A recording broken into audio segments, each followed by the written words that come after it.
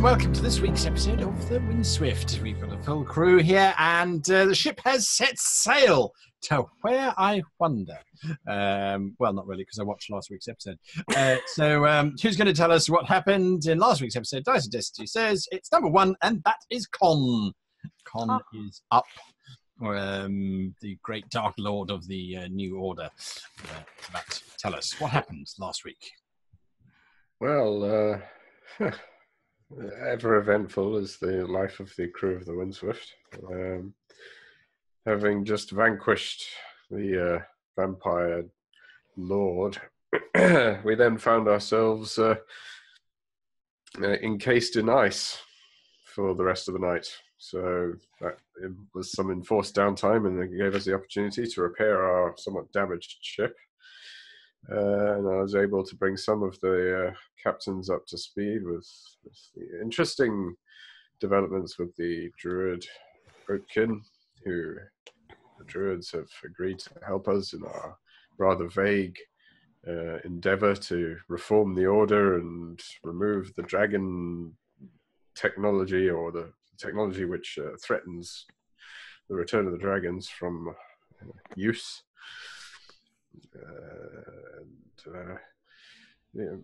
Largely a diplomatic and logistic affair after that, really.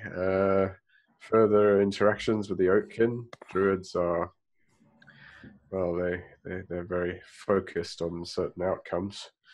And whilst we, having had our ship repaired, and Adversai making great progress with breaking down the communication barriers with our unusual passenger, we set sail for the great library, as it were.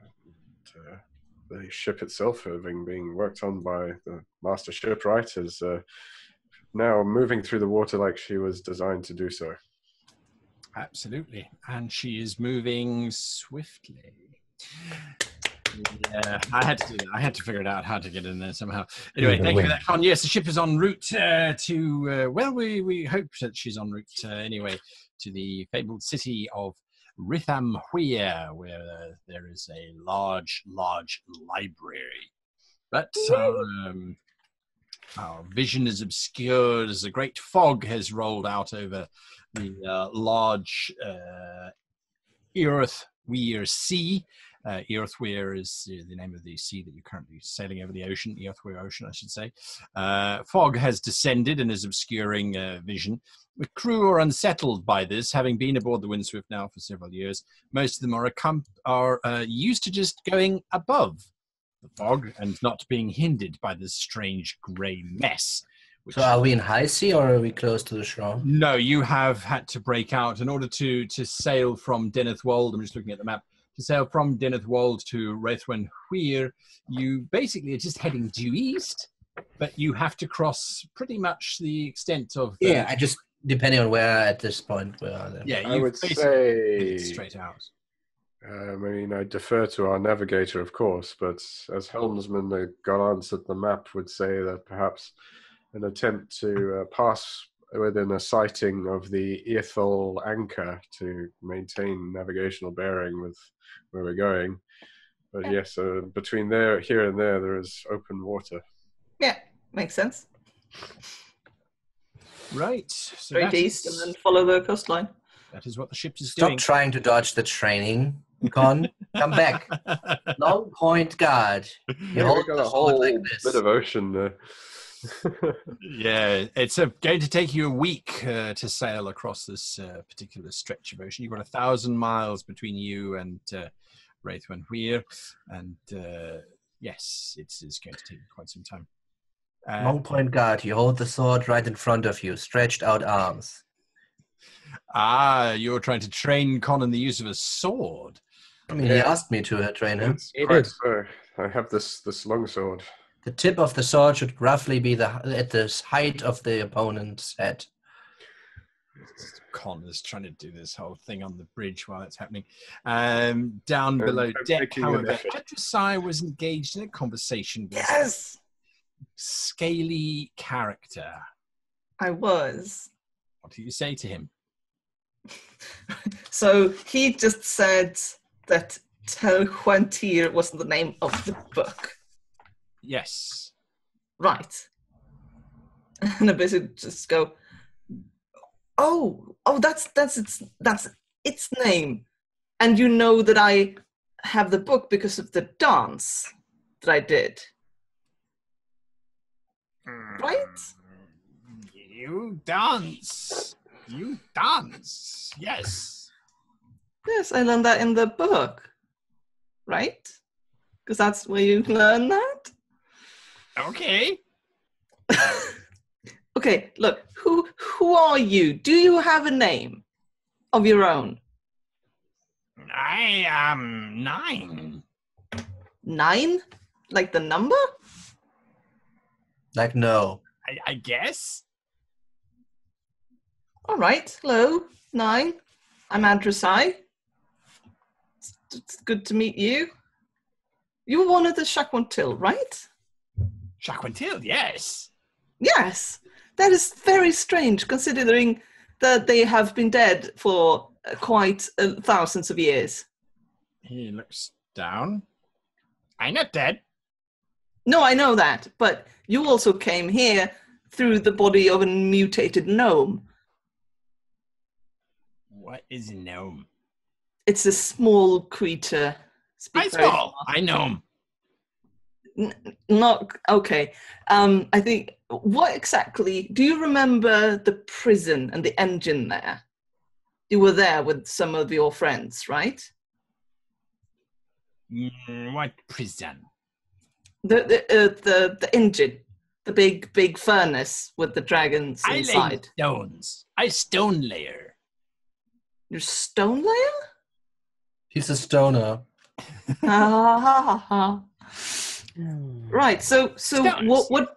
Yeah. Oh, well, that's very nice. What's the last thing you actually remember doing then, before showing up here on the ship? Lowering Keystone 12B into place. Important Of- stone. Am I to assume this was the keystone of a ziggurat? Yes. Yes. Excellent. We're getting somewhere. Okay. Where was this exactly? Could you let's go to the map room. You can show me on the map. Come on, let's go. He follows behind curiously. Yes, we go to the map room with the big world map, and I wanted to tell me sort of where was this cigarette, or do I pass anyone as we sort of go past? Sort of various crew members that will pass you. Jorik, what are you doing on the ship whilst she's sailing out over the great big ocean? Well, Jorik is spending some time on the deck, away from Khan's incessant waving of the sword. And he's doing some practice. Sorry. He's doing some practice with some of his new abilities that he's learned during all the meditations and stuff. Trying not to stab himself with side blades, etc., etc. So he's also practicing. Lots of practicing going on. Sejet? She's organising Missos to get fishing. We're going to need some supplies. I don't know how many food supplies we've picked up, but some fresh fish would be really nice. So let's go fishing. Fishing off the back? Absolutely. Not a problem. Not a problem at all. Roll a d20 for me, if you please. No balls. Roll for fishing. Is this like water world fishing or not? No, you never fish for mackerel off the back of a boat. It's great fun. Right. Yeah. Mustn't lose dice. Meg. Have you ever met the Kraken? I think I'm about to, because I got a 5. A 5. All right. So you and Mios and well, actually, several other crew members join you as well. Badger and Cabin sort of slink up eventually and ask if they can help fish. Eventually, got a little party, sort of all throwing out lines and things. All right, back to the map room. Right. So this is the world, right? So where were you? I don't know. I stone No. layer. Right. It was that kind of empire. Right. This is a very complicated situation. See, we're not sure how you got here because I'm trying to figure it out, and I'm trying to see if I can help you. But could you tell me more of what you know about the Chak'qu'ontyl? Book. Power. Shape stone. Yes. Oh, do you also know about the two stones of power with the and I draw the runes of the two stones that we found? He immediately drops to the floor and places his forehead on the wooden decking. Oh! You don't have to. Sorry, I sort of put it aside. Sort of. Sorry. Was that sacred? I'm terribly sorry. I didn't mean to. He looks up. Hi. It's okay. You can stand up. It's quite all right. He looks at you. But those were yours, like your people's. Sacred stones. Yes. Yes. So, but you never came into contact with them or the book. You were just Stone shaper. Oh, I get it. I'm starting to get that part. Yes. Well, this is a little. Would you mind if I brought my friends in so that they could meet you as well? He kind of looks at you. He then looks at the map and he kind of goes, Shanksas! Shanksas! Shanksas? What's he pointing at? Shanksas. It's a city which is in the middle of the Assis's kingdom. Oh my goodness.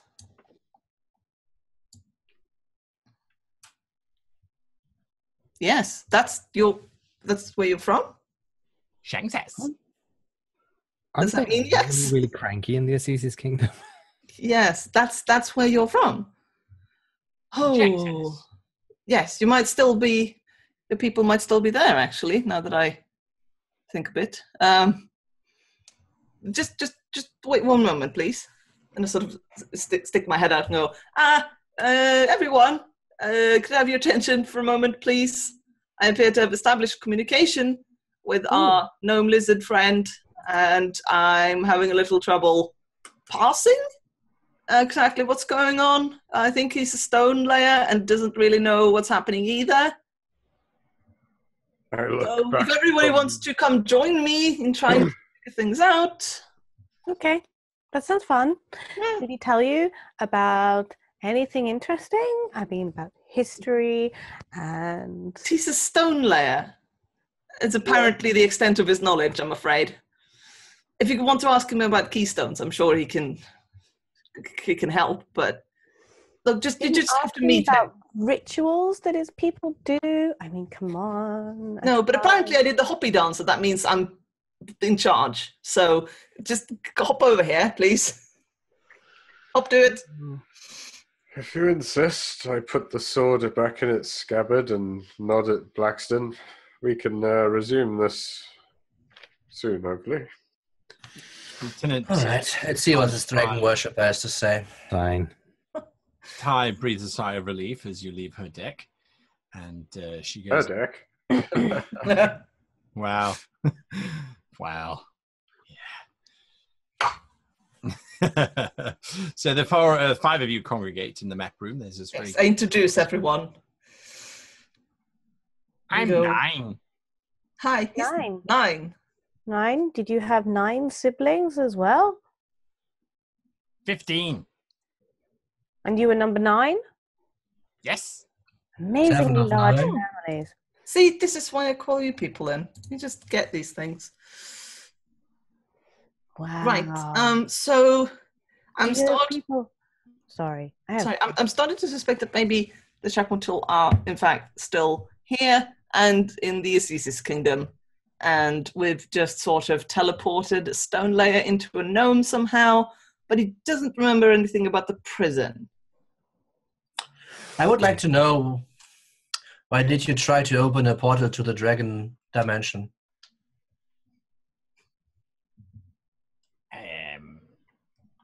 Me? This is what I talked about with the furnace. I stone layer. I no go near furnace. Why would I be near furnace? Not fire stoker. I'm starting to think perhaps that was the gnome, which has started to become It's the same sublimated. creature, is it not? Not technically. They was before when I spoke to them earlier. They were switching back and forth, and now the gnome has begun to disappear, and the lizard is taking, or the Mr. 9 has taken control. I have so many questions. Right. So once we're in anything Rasul, we give him to the locals. Why would we do that? You certainly cannot stay on the ship. Why not? Why, Blaxton, are you so boring sometimes? We have so many questions, like, does his people lay eggs? And that's why he's number 9 and he had 15 other siblings.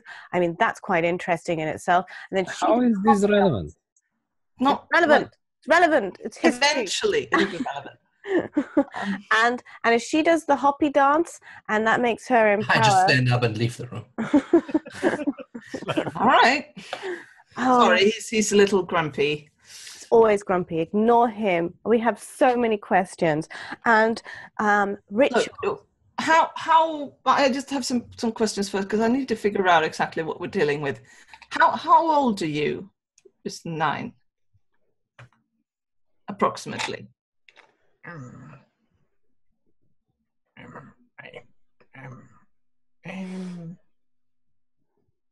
Five, I think. You think you're 9? He's 5. She said 5. 5. 5, right? And Years? do you Cycles. cycles, right? But do you remember dragons? Sorry, what? That's okay. Do you remember dragons at all flying around in the sky? Big, No. very big, large lizard people? No. No dragons. Because I may have been a little hasty with the whole ancient time traveler thing. Might just be a member of the Assisi Kingdom. But how did he end up in a gnome? I know. You said little. Not quite. I know.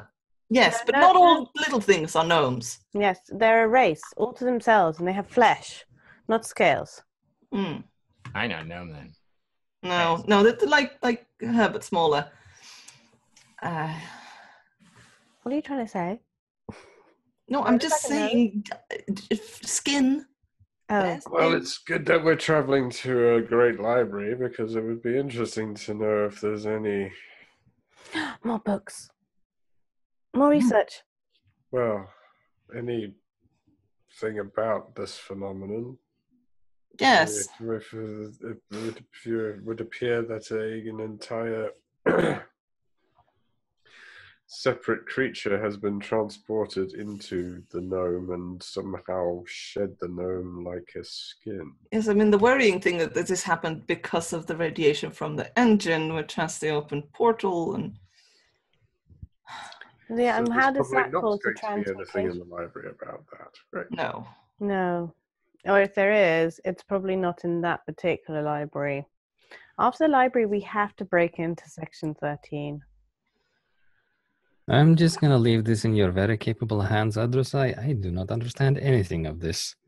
And Jorg goes to his cabin to meditate for a bit, absent-mindedly rubbing the ankh he's still holding in the hand. And really know what to do with it, so he's like, kind of just holding on to it. I'm Well, not familiar at all with the medicine of this, but I guess I see no vestige of a gnome in this creature's morphology. The only similarity would be that they both stand about 3 foot tall, but it looks as if it's completely changed. The knees are in a different place. It's gone from being warm-blooded to cold-blooded. It's an endotherm now. If you had to pin down what happened, this is a magical transformation. This reeks of magic. If you could cut them open, you could see if the internal organs had been rearranged. And Don't think that'll be necessary. Comment with the gnomish physiology, or have they been transformed as well? Not simply a transformation. I mean, it's a whole different consciousness, It apparently. certainly seems to be that way as well. Yes. Yes. That's what's so odd. Yet another reason to get rid of these engines. Yes, I don't think we should have the order replaced by the Assisi people. I mean, as far as you're concerned, though, the Assisi are 6 foot tall snake people, not 3 foot tall little lizards.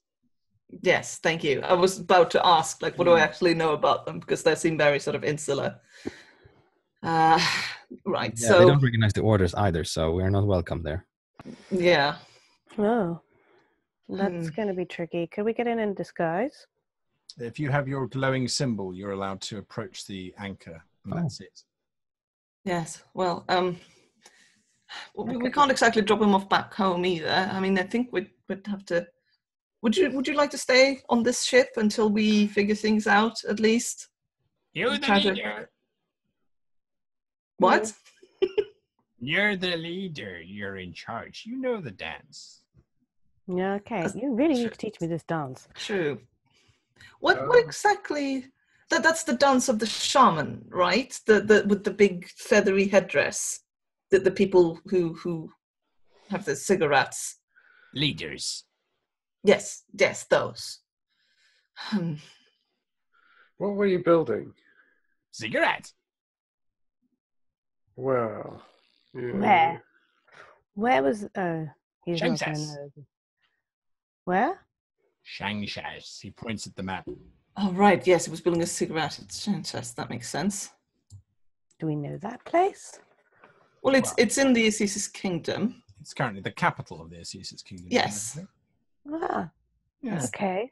Could they have evolved into what now inhabits the I mean, Assisi 3,000 years ago, right? So... No, It doesn't seem like enough time. doesn't go that It was fast. several Well, thousand years. sometimes it does. I mean, look at the little blind 5,000. fish in the caves. That quite weird.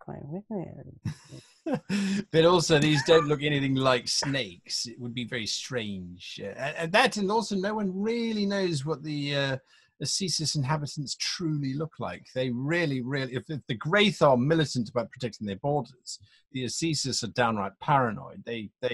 No one has sort of been there for a very long time. The orders definitely haven't been there except to sort of fly over and go, yep, the anchors are still standing. That's good. Don't need to go down there. Let's go. Move on to the next one. The Assisi rumors are that they're sort of 20-foot high giant snakes with venom dripping out of every hole, and they just eat everything that comes across them. And that's so. They eat virgins for breakfast. Yeah, absolutely. They're horrific. There is rumors of black, underground trade, sort of the black market with the Wraith Empire. So there is a bit of information flow out of the Wraith Empire. Out of the Cesis, there's practically nothing. What date is it? I ask the lizard creature. He sort of hops over to the window. He looks out the window. Not now. When do you think it is? Not what do you... Don't tell me now. What is your instinct? Huh? Do you remember any What was the date astrological yesterday? phenomenon, maybe? For moon last night, we work hard. That's the start? Sun Wait, up now. you work at night? You work at night, but you're cold-blooded. I don't understand. On full moon. Full moon, much light, sea. Working around the clock, kind of crunch time, maybe. Leader needs ziggurat finish. We finish ziggurat. Did you build cigarettes like all over the world? Because we keep encountering them. Many ziggurat built by leaders. Leader's great. You may not be wrong about your time travel thesis after all, Edrosai. Yes. This is so weird. There is one thing maybe you could do for me. I mean, we're speaking through magic right now, but do you think that you could help me learn more about your language, written and spoken. Can't write. You can't No. write? Well, I bid you good luck with that. I'm going to go and check you, on Con. the helm and Go continue hitting Blaxton with swords. Well, do you think you could teach me some more of your language? Because that would be quite interesting. So we can talk without the magic. He nods. He doesn't understand because, as far as he's concerned, he is talking without magic. He didn't cast any spells or anything like that. No, that's true. He is talking language. What are you talking about? Yes, we're talking. What you want more? So yes, that's what you're going to end up. Well, I suppose. I think I'm just going to let him live with me in my room among the book stacks. I'm just going to chat and I'm going to talk to him about his life and. I want access. I have still more questions. Yeah. You can ask as much as you want. I mean, does the ziggurats have any place in your rituals in your culture? I built ziggurat. I stone shaper. Yes, and what do your great and industrious leaders do with the ziggurats?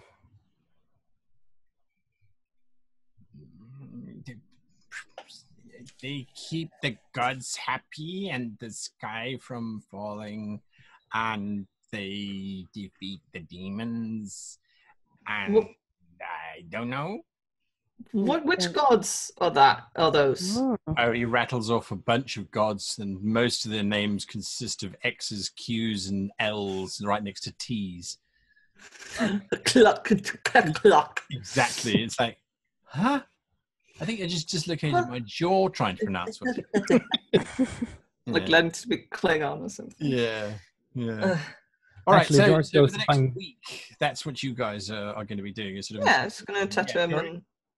Yeah, whenever Con is not trying to murder things with swords, I'm actually going to ask him to teach me a bit about medicine, how people work on the inside and stuff like that. Because Jorik has been trying to... I go down to the infirmary. Use his abilities more constructively than just tearing things apart. I get Modecorn's thesis of Braxian physiology. Right. You start to... I thump that down on the table in front of you and I go, well, when you've read that, come back and talk to me. Now I've got right, you are. Sort of swing. In, 5 days, natural 20 on reading. There we go. 5 days into your journey, and it's very different to what you're used to. The view just doesn't bloody change. There's nothing to look down. It's just water everywhere and not a single drop to drink. It just goes off in all different directions. And it just seems to keep going until eventually there is a pinnacle of land that stabs itself out of the waters and sparks the flames of hope that land is not far off. And standing on top of that cliff face is one of the great anchors, the Eothol anchor, as a matter of fact, which is one of the more impressive forms that the anchors take. The anchors take on 5 forms. This one happens to be one of the large crystals that is suspended over a magical field that slowly floats up and down. And it sort of illuminates, it acts as a natural lighthouse, if you like, to warn you of the impending coastline that's a few miles off. Natural. Yeah. You could call it that. However, the ship starts to slow down, even though the sails are fully opened. And eventually, Lieutenant Ty calls you, Con. It's no good, sir. I'm afraid it appears as if we've been tangled by something. New kind of problem.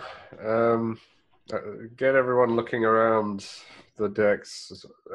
Shout goes out from Mios. He's like, there's fish people!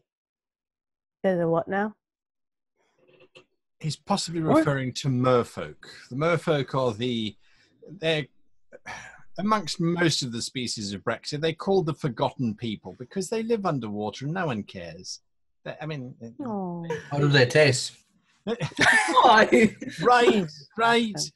There's some. They do whatever they do underneath there. I mean, they're a bunch of, Like, are they sentient or are they like? Oh yes, no, they've got a fully They're functional. probably sentient, but are they sapient? That's the question. Wow, right. So, who's going up onto deck, or who's on? I'm already on deck, I would imagine. Yeah, I assume I'm being called up because it's my job. Yeah. As you are sort of looking in the direction, there is this water bubble, and the water rises like a tentacle out of the sea itself, and rising inside of that is this incredibly beautiful, very blue-scaled being who is completely naked. There's no clothing on, but there's nothing to reveal. It's this very scale-chested. It looks like a fish's scales with some humanoid features. And as they're rising in this water, they don't step onto the deck, but they rise up next to the ship and sort of floats on these long, sort of seahorse-like tails more than anything else.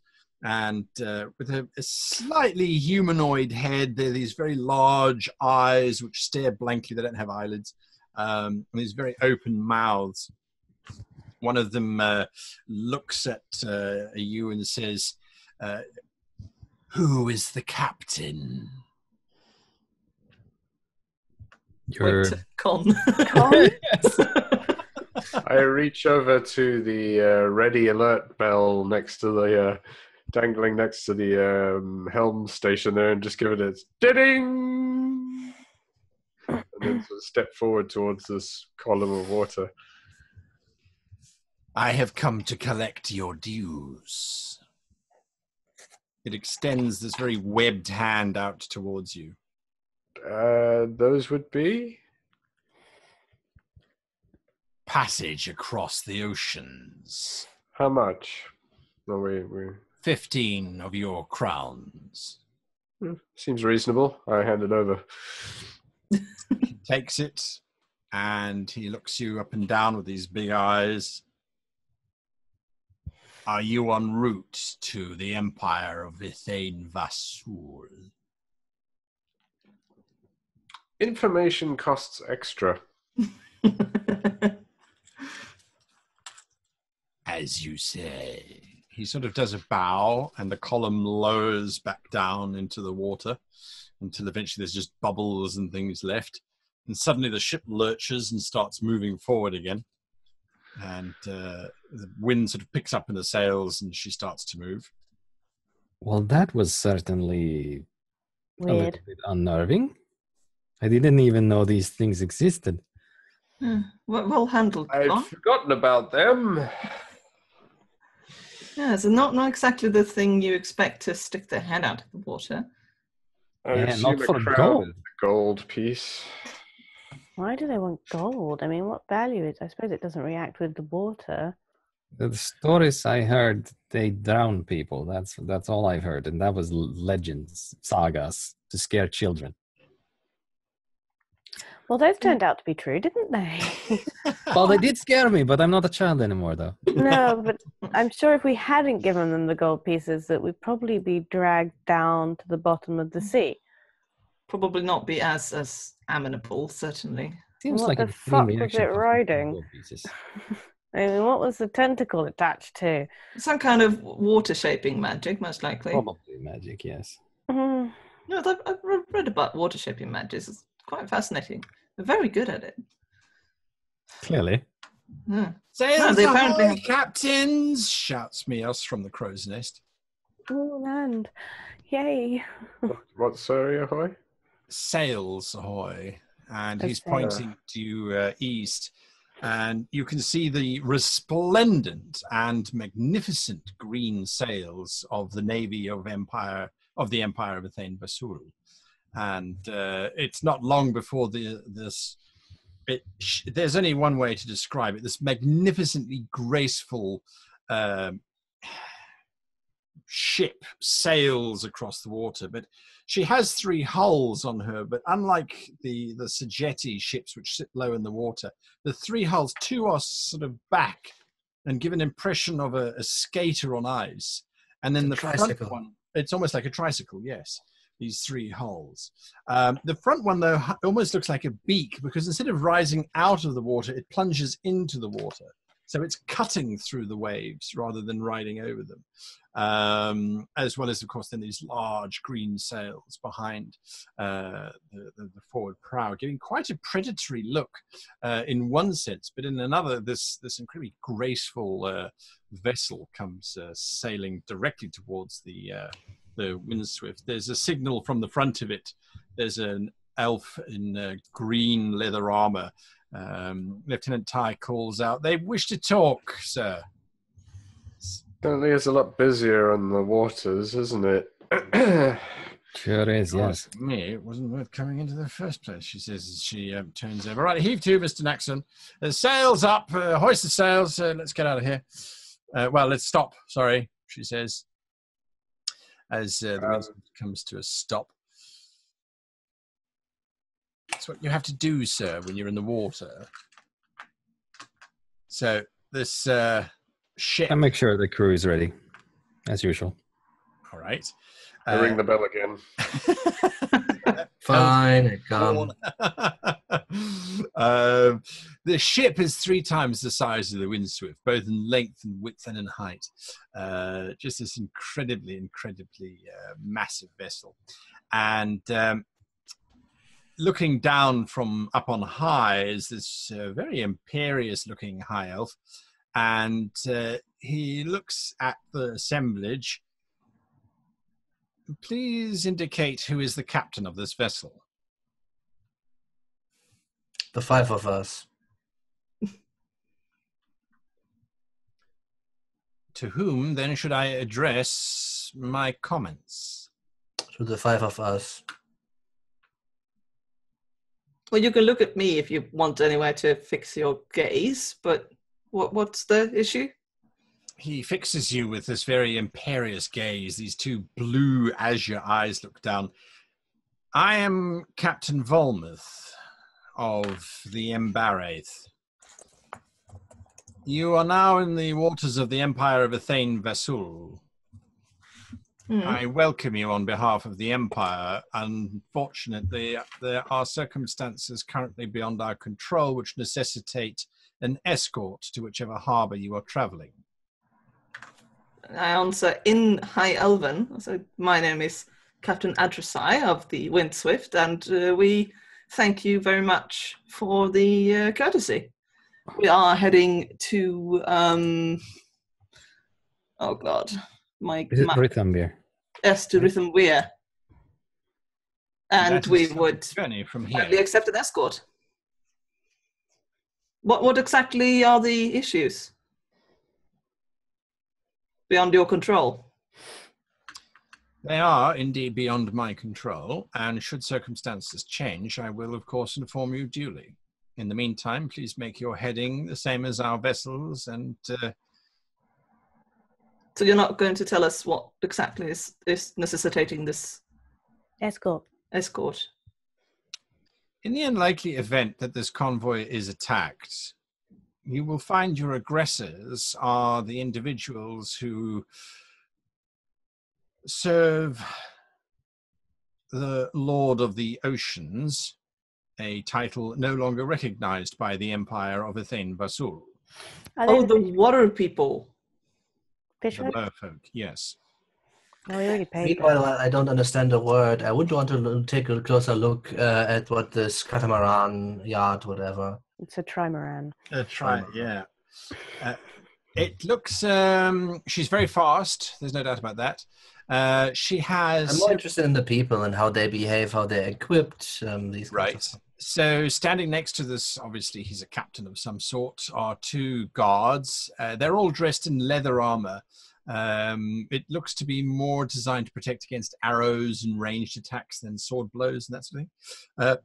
But you do notice that the deck immediately below them has got a rather unusual configuration in terms of these very narrow shutters that run perpendicular to the actual deck itself. And you count quite easily, there's 30 on either side of the back holes. And in the forward hull, you can't really see what's happening, but it looks like there's a few directly in the front or on the fronts of the forward hull. You're not entirely sure what those are for. And then the decking above, you can see that there are at least 10 archers that have formed a line on this side. None of them are looking at the ship. They all are scanning the waters around the ship. Then in the masts themselves, there are a few sailors that are milling about. They're doing what sailors do, it's pretty much what your sailors are doing as well. And then lookouts on top of the crow's nests, scanning. Okay, and you said this vessel is big, but obviously since it has many hulls, how many people would I guess they have aboard? Well, from what you've seen, It's ballpark, right? Yeah, probably about 50. Okay, Somewhere around there. okay, Yeah. thank you. Right. Well, we had an encounter with the merfolk, and they wanted some a toll, which we And we paid it. yes. So I hope we shouldn't have any course of action given their current military stance towards anyone who refuses to pay. Which is? aggressive. I'm assuming. Correct. They Right, have violated well- their rights. The Emperor of What is the Athens. reason for their sudden uprising? I am not privy to that kind of information. Surely a vessel such as yours is far more valuably employed in other occupations besides escorting us all the way to Rythamwir. As I say, we've paid their toll, so they probably, hopefully, will leave us be.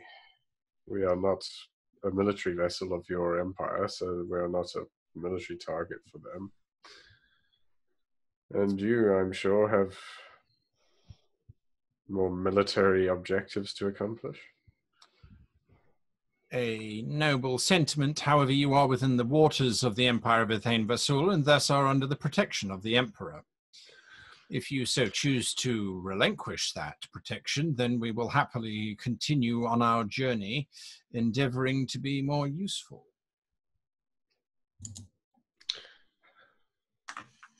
How do you feel, fellow captains? Do you want the escort or not? I like their ship. I do want to have a look at it, but I mean, we don't need it. I'm just curious. No, I think we could It's a make fine our own vessel, way. to be sure. I think we could probably make our own way. The help is offered. Why not just accept it? Do they know that we are an order ship? No. They haven't made any kind of I mean, acknowledgement of that. Do we fly colors of these kinds of things? No. right? It's a good question in terms of the colours that the ship flies. It would just be a private merchant vessel. And when you're docking in harbours and things, you want to be sort of discreet. So it Okay, would, sure. yeah, be private merchant pennants. And So we have both options, and we would go with that right now. Yeah. I suppose it'd be more suspicious to decline the offer under those circumstances. Yeah. No, let's just let them lead the way then. Yes, I suppose you're right. Things can be rather unpredictable in times of war. My colleagues are on the side of caution. You must understand the situation. We are not at war officially. At least not what I've been told. Right. Complicated. It always is. We thank you for your efforts then. We will follow your directions. He turns back and the ships start to unfurl sails and things. And you start to follow behind this large vessel, sort of bobbing around in her wake as best you can. You can see that she sort of sails with half-mast sort of sails and things because she could just outrun you without too much of a hassle. She just has more canvas to open out to catch the wind than the Swift does. Probably sleeker hulls too. Oh, absolutely. She's designed for speed. She's definitely a warship. You notice, however, as you are sailing, this is now the third day after that. So if you want to do anything in between here and now that's different from your normal routine of sort of studying the languages and sword fighting, that sort of thing, you're welcome. Harvesting the plant.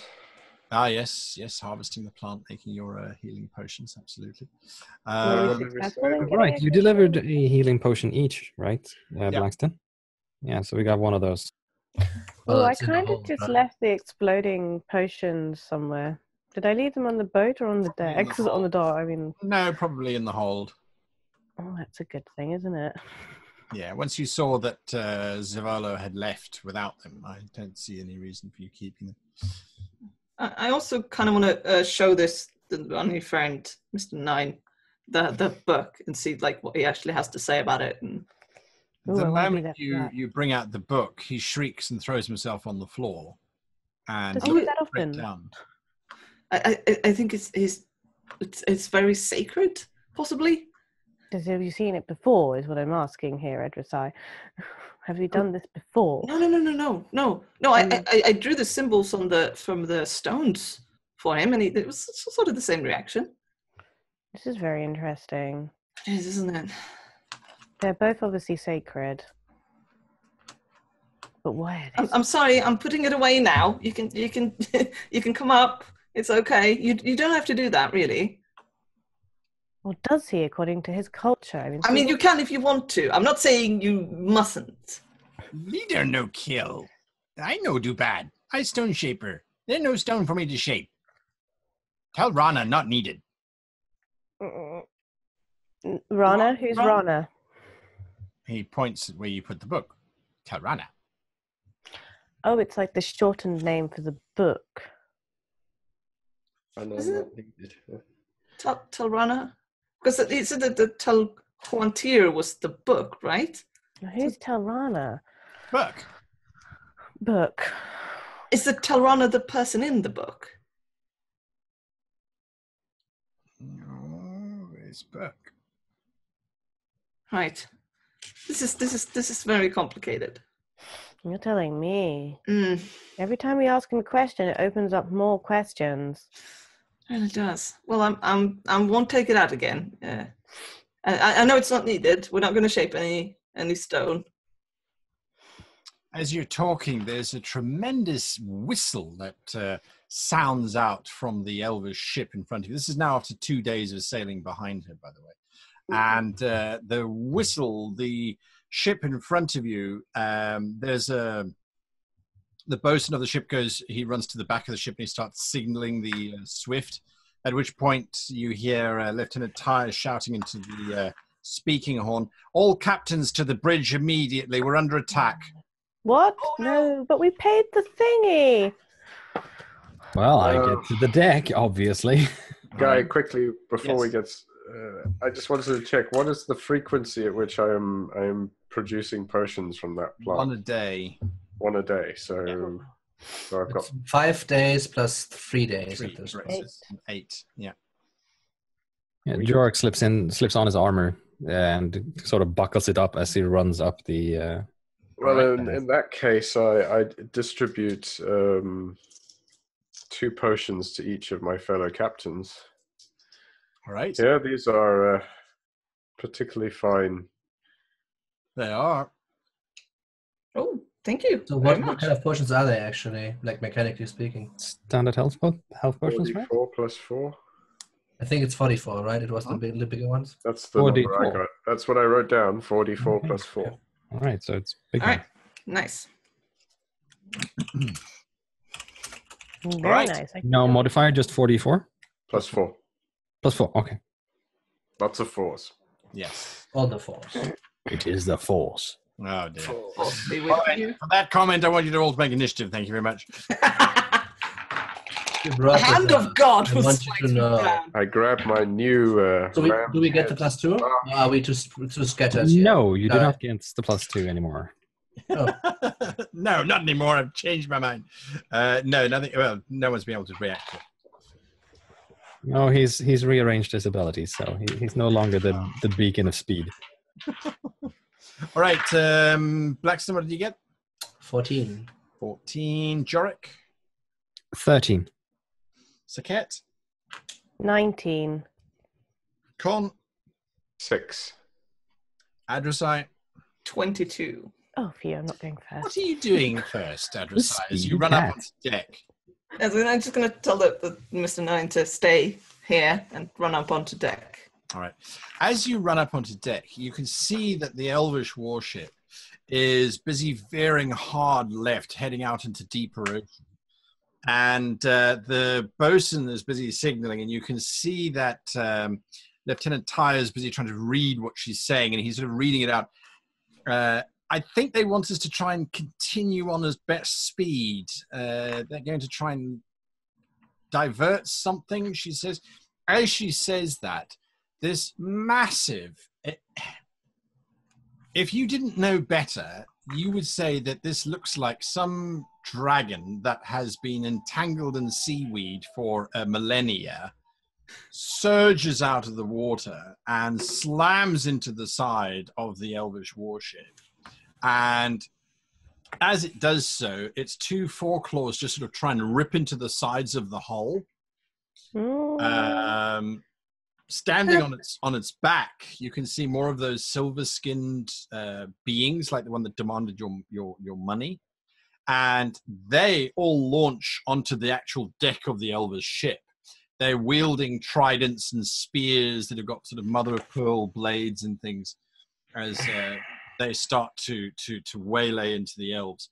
Those single slits that you could see in the hulls, those open up, and elvish bows just start firing out into the side of this beast as it's trying to get through the wood and attack. So, Adressai, what are you doing when you see that? Well, full speed ahead. Let's just do what they say. Although we should probably have the ballista manned as well, just in case. Let's just be ready for an attack, everyone. Should we not help? I mean, I feel I should help. I feel like we should do what they say. They're professionals. Sejet, get the ballistas, man. Raging on. All right, so Adressai, you're just shouting commands and that sort of thing. Yes, I'm going to sort of be near the railing and sort of keep an eye on it, see what happens. All right. But I've learned this really cool new spell, and I think it'll be really effective in water. Can't I have a go? If they turn at us, then sure. No, I mean, we ought to be nice back. Well, I guess... What are you doing, Sejet? I'm going to throw a lightning bolt. Please tell me it's within 100 feet. At the, it is, absolutely yes, is. At the seaweed dragon thing. At the enemy ship, of course. Seaweed dragon. Duh. When she said we had to help All right, so you hurl your bolt at the dragon. It gets to Yes, it needs to make a dexterity, so yes. Yes, indeed. All right, and I'm giving it disadvantage. Your bolt hits it square in the back. Do your damage. Right. I now need to find 8 d6s. Yeah, I think that's right.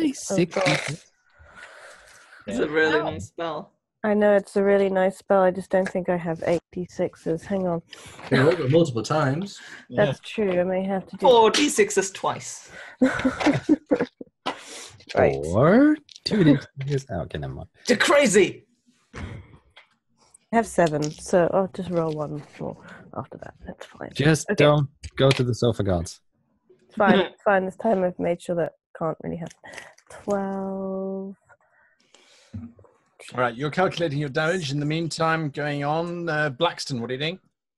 I think I'm below deck right now, so I would then see what's going on.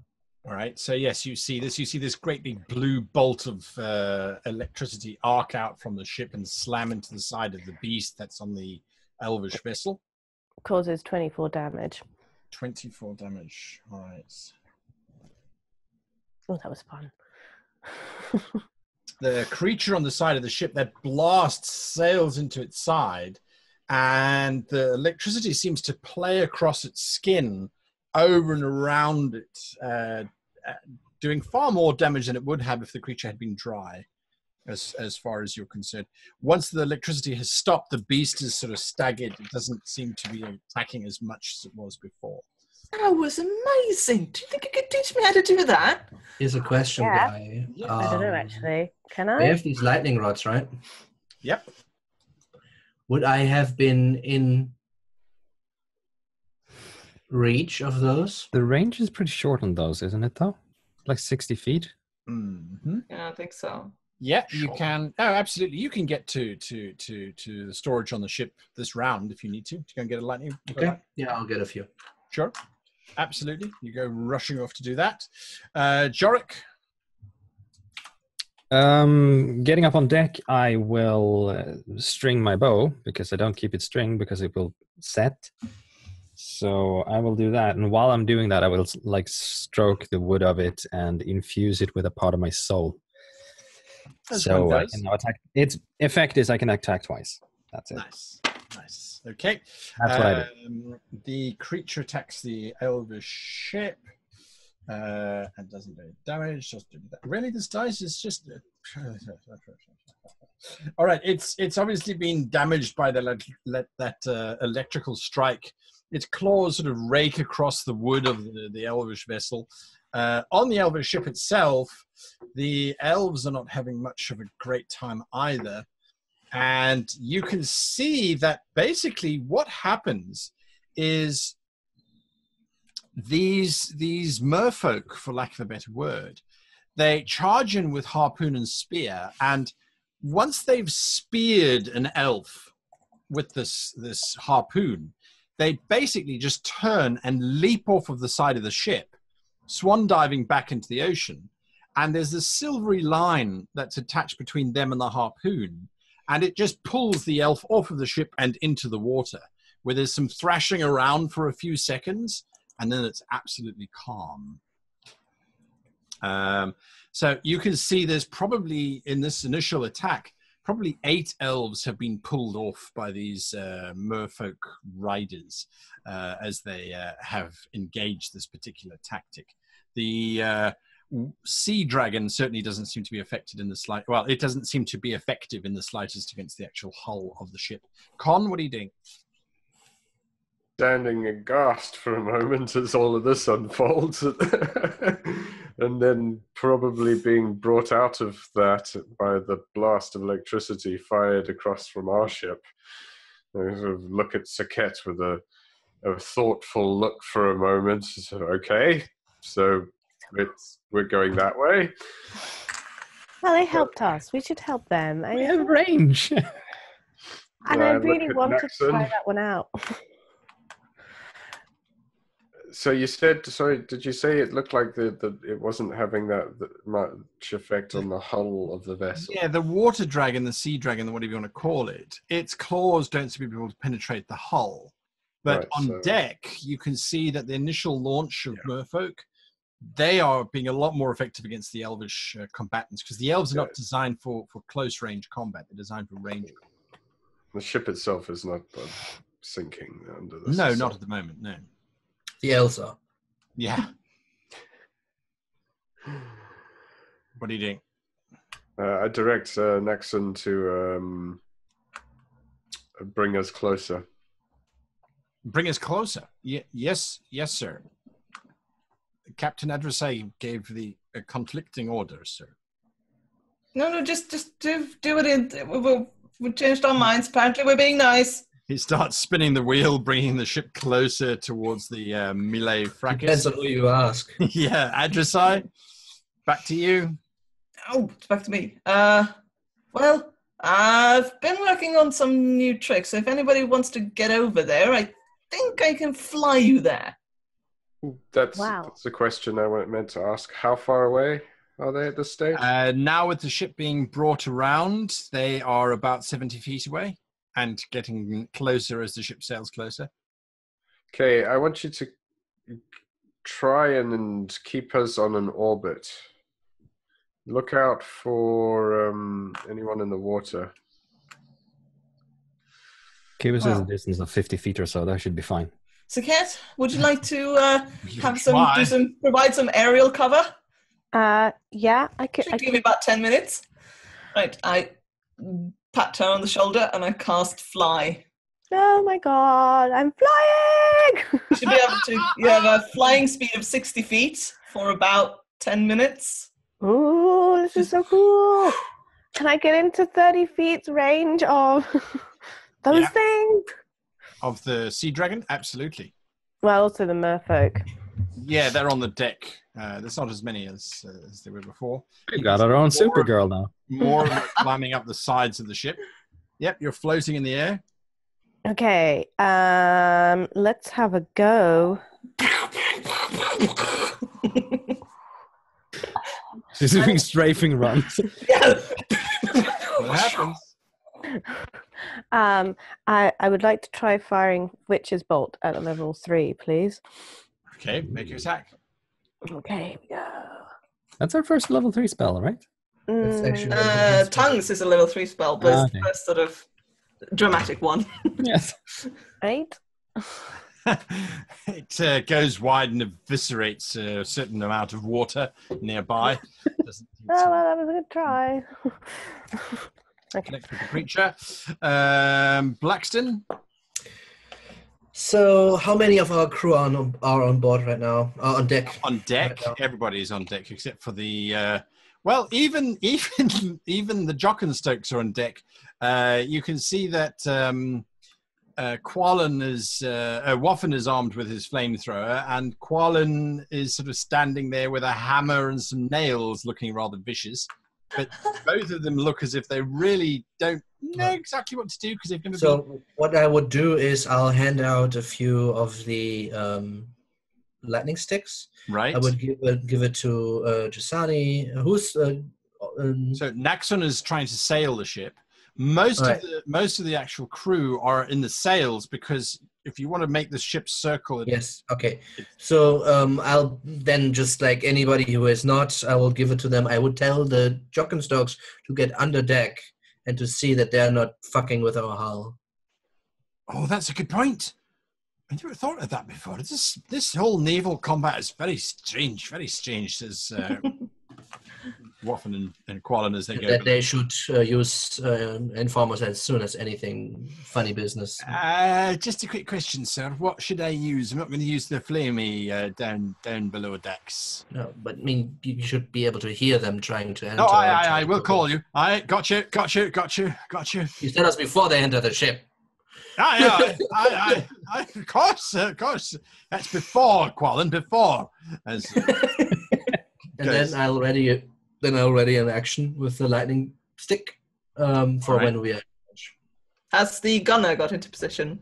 Yes, he is, but that's the fore of the ship. Well, the middle of the ship. So he's busy frantically wheeling the ballista to come around to 90 degrees so it can fire directly into the side of the creature. Blaxton, you're not waiting long because as the ship is moving closer, either you can fire at the dragon or jumping, or not jumping, but sort of rising on these water jets, if you like. You can see there's more of these merfolk attacking the Elvish ship, just sort of jetting up and landing on the lower part of the outer hulls, starting to climb up. I think it's worse if the entire boat sinks. So All right, I'm you're going waiting to for the dragon. All right, make your attack against the beast. So am I proficient in this weapon? I don't think so, right? No. And it's a dexterity since it's range attack, right? Correct. Cool. 6. Do I hit anything? No, you didn't roll a natural 1. So your lightning sort of arcs out. It gives you a bit more of a kick than you'd thought, and it lasts for longer than you thought too. And there's sort of like this movement around as you lightning thrower. Yeah, basically it arcs out, it hits the ocean, and doesn't connect with anything. All right, back onto the vessel. The creature desperately now trying to recover from its initial shocking state. It starts to. You can see that its mouth has clamped down. Its mouth it doesn't have teeth, more like a beak of sorts, or a keratin-style mouth is busy chomping through the wood, and you can see that it's actually managed to get a good bite, and it's starting to rip bits out of the hull as its head sort of pulls away this chunk of hull. And fortunately for the elves, unfortunately for it, the chunk is from the top of the hull, so it landed on top of the hull and it's sort of trying to bite its way in. As it rips that off, you just see this volley of arrows shooting upwards, as obviously everyone who was inside was just waiting for this beast to break through. But the arrows have no effect against it whatsoever. On deck itself, the elves, this dice does not like them. I rolled 2 4s and a 9. Anyway, the merfolk, look at that, 14, 13. More elves are being pulled into the ocean by the attacks of the the merfolk. It's getting quite dire over there. We move to Jorik. Well, since the cat has left the building, I shout to the gunners, target the monster unless we're getting attacked. And then I line up and lightning fast shoot 2 arrows at a merfolk on the other ship. All right, make your attack. You can see the merfolk has got his trident ready to stab an elf. Really? That's your... Okay, fine. Plus 8, so that's 14 and 17. 17 hits, 14 doesn't. 17 hits. So that's 14 damage plus 18, 28. How does 30. the arrow kill him? Well, it hits him squarely in the back, and his eyes explode in this pink light as his insides are boiled away. Nice. And he collapses. The trident falls lifeless on the deck. The elf who was about to be stabbed is now covered in optical jelly and is screaming in terror. He has no idea why that merfolk just suddenly boiled alive and exploded. Con? Except he has an arrow sticking up his back. Right. Right. That's my turn. That's it. Con, what you doing? I walk up to the side of the deck and sort of brace myself with one leg over the side, and I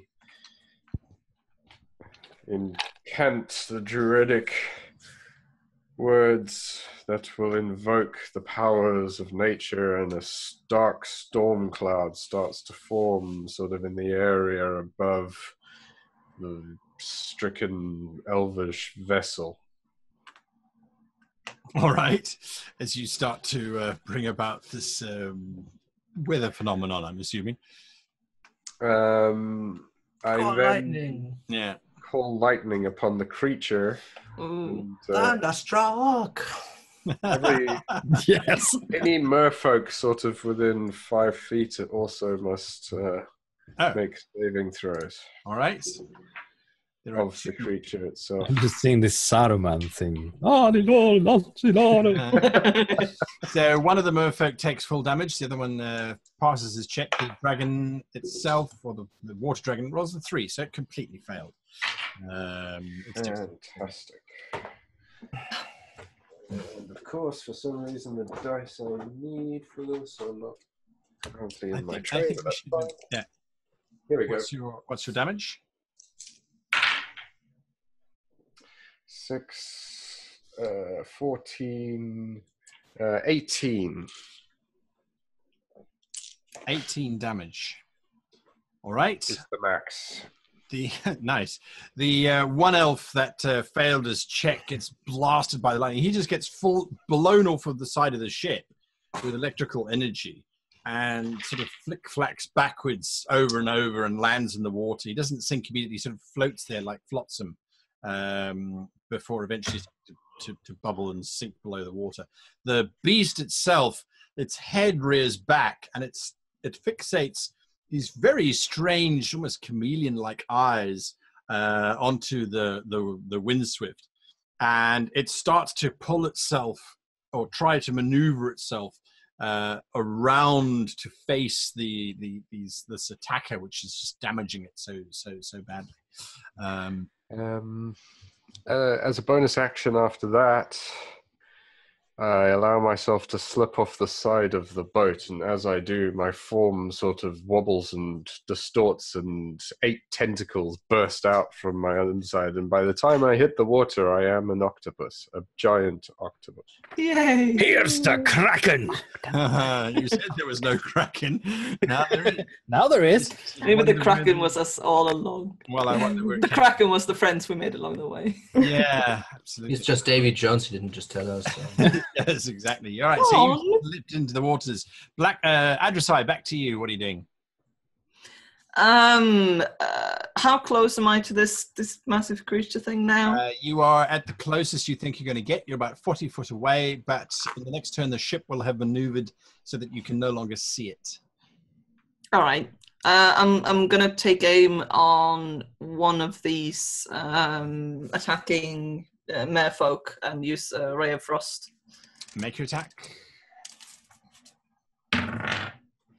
Ooh, that is 13 plus 7 is 20. That's a hit. Do your damage. 3 cold damage. One of the merfolk kind of gets hit, Explode. and you see this sort of eyes spread out over him, and he momentarily looks back in your general direction with these big eyes. You're not sure what his emotional reaction is because they don't have facial muscles to move. So just kind of... I yell after him, well, stop it! No, stop it! God. Bad All merfolk. From the side, or from the center of the ship, you hear Badger, the gunner, shout, "For the order!" And the bolt just fires out. It slams into the side of the sea dragon, or into its shoulder, actually, doing quite a lot of damage. I have to say, the bolt sort of sinks all the way down to just the big flight feathers at the back. And from that, it's then Sejet. Okay, let's use my last third level spell slot on lightning bolt again at the sea dragon. You throw lightning down upon this poor beastie. Gets a Keep 9, swishing 10, around. 10 for its dexterity saving throw. I have. Really? 10? That's its saving throw? That's its saving throw? Okay, so does that mean I hit it? You You do. hit it either way. It's just I feel you, Sea Dragon. You hit it either way, yeah. Okay. It doesn't so save let's- at 10, right? I think your Yeah. DC is higher than You that. start with 8, so even if she has 0 intelligence or charisma in her case. 23 plus 1 more. 23. That's 27 damage. Ooh, nice. The bolt slams into it from above and electrifies the entire shape. And for a moment, it sort of lifts up its one forepaw to try and sort of swat at the current as you're just unleashing your energy into it. But the paw starts to stiffen, and suddenly the whole beast just slides off of the side of the ship. Hey! And Well done! sinks into the waters. Get killed it. toasted. Just do a little loop-de-loop, sort of out of joy. Okay, are there still merfolk on the boat, though? Yes, there are. Can I use my movement action to... I know I've just done a loop-the-loop, but can I kind of try and land? on the Elvish ship? Yeah. Absolutely, you can. That's not a problem. Blaxton? Yeah, nothing to do. All right. Then that's the merfolk. The moment the sea creature has jumped or has left the side of the ship, the merfolk start leaping into the water, following after their beast, basically just plunging away into the water. Several of them are cut down by the elves as they attempt to retreat, but there are no longer any merfolk on the elvish ship. That takes us to Con, I believe. Jorik, sorry, I skipped Jorik. Jorik, what are you doing? Well, if there's nothing left to shoot, I'll just keep my eyes open and sort of circle the deck to see that we're not carrying any climbing up the hole or anything. Right, absolutely. So you. If I don't see any on the elfin ship, that is. Yes. The sight that greets you is there. At first, you think that there's an elvish guardsman who has survived, and he's sort of in the water because his torso is there, and you think he's trying to swim towards the Windswift, until you realize that the underside of his arm is actually being tugged on by fish that are busy sort of eating the remains of it. And then you see a merfolk's hand sort of reaching up and just dragging it down into the depths. Darkness. I'm going to use transposition on Okay. the elf, which means that we trade places. What? Okay. Yes. So he's going to go up on deck, and I'm going to go under. That's interesting. All If right. he's within 60 feet, that is, because that's the range of transposition. He's not that far away. All right, so you're immediately You're turned into a wet elf. slapped. Yes. Wet, eviscerated elf. Yes. You immediately smacked in the face by this icy cold, and this very confused-looking merfolk's I hands. drop my bow on deck, by the way, before I do this. I don't bring it into the water. That makes sense.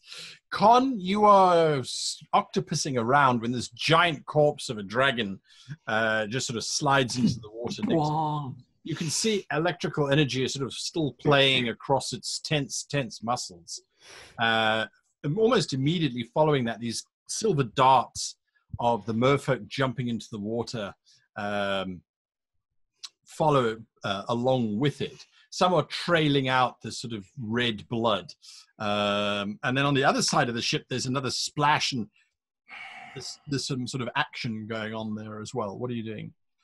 My original intention had been to attempt to rescue any elven crew members who are being dragged to the bottom.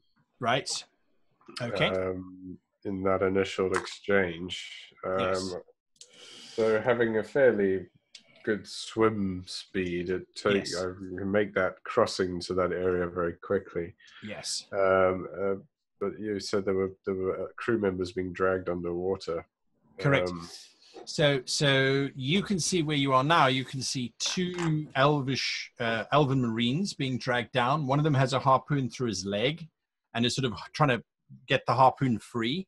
The other one has a harpoon through the belly and is basically just sort of dragging down. Then when you look over, you can see Jorik underwater as well, in the embrace of one of these merfolk creatures. You can see Jorik's arms are lighting up in this pink light as he's preparing to stab this thing with side blades. Probably fine. Not worried about Jorik at this stage. So I scoot on over to these unfortunate dudes being dragged down and wrap my tentacles around the cords and just pull back. All right, give me a strength. Stop! No! Stop! The Kraken says no. Wow. All right. Kraken says no. Ah, nice. That is a normal 20. Well, immediately you hold on. You're holding onto the cables, right? Yeah. That the weapons are on. There is a satisfying burst of blood as the cables that whatever were connected have been ripped out of the hands of these merfolk because of your strength check versus their strength check was so poor. So one of the cables has come free. That is on the merfolk. Well, that's on the sailor who has the harpoon through his leg. The one with his stomach, that one, the cable is now being pulled upon.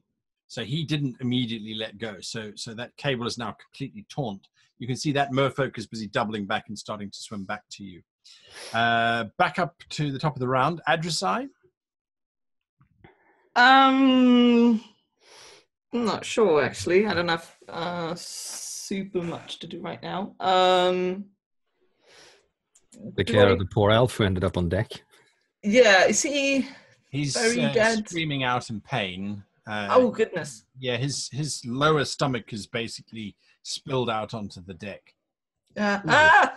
Medic, someone! I sort of lean down and try to stop Healing it. potion?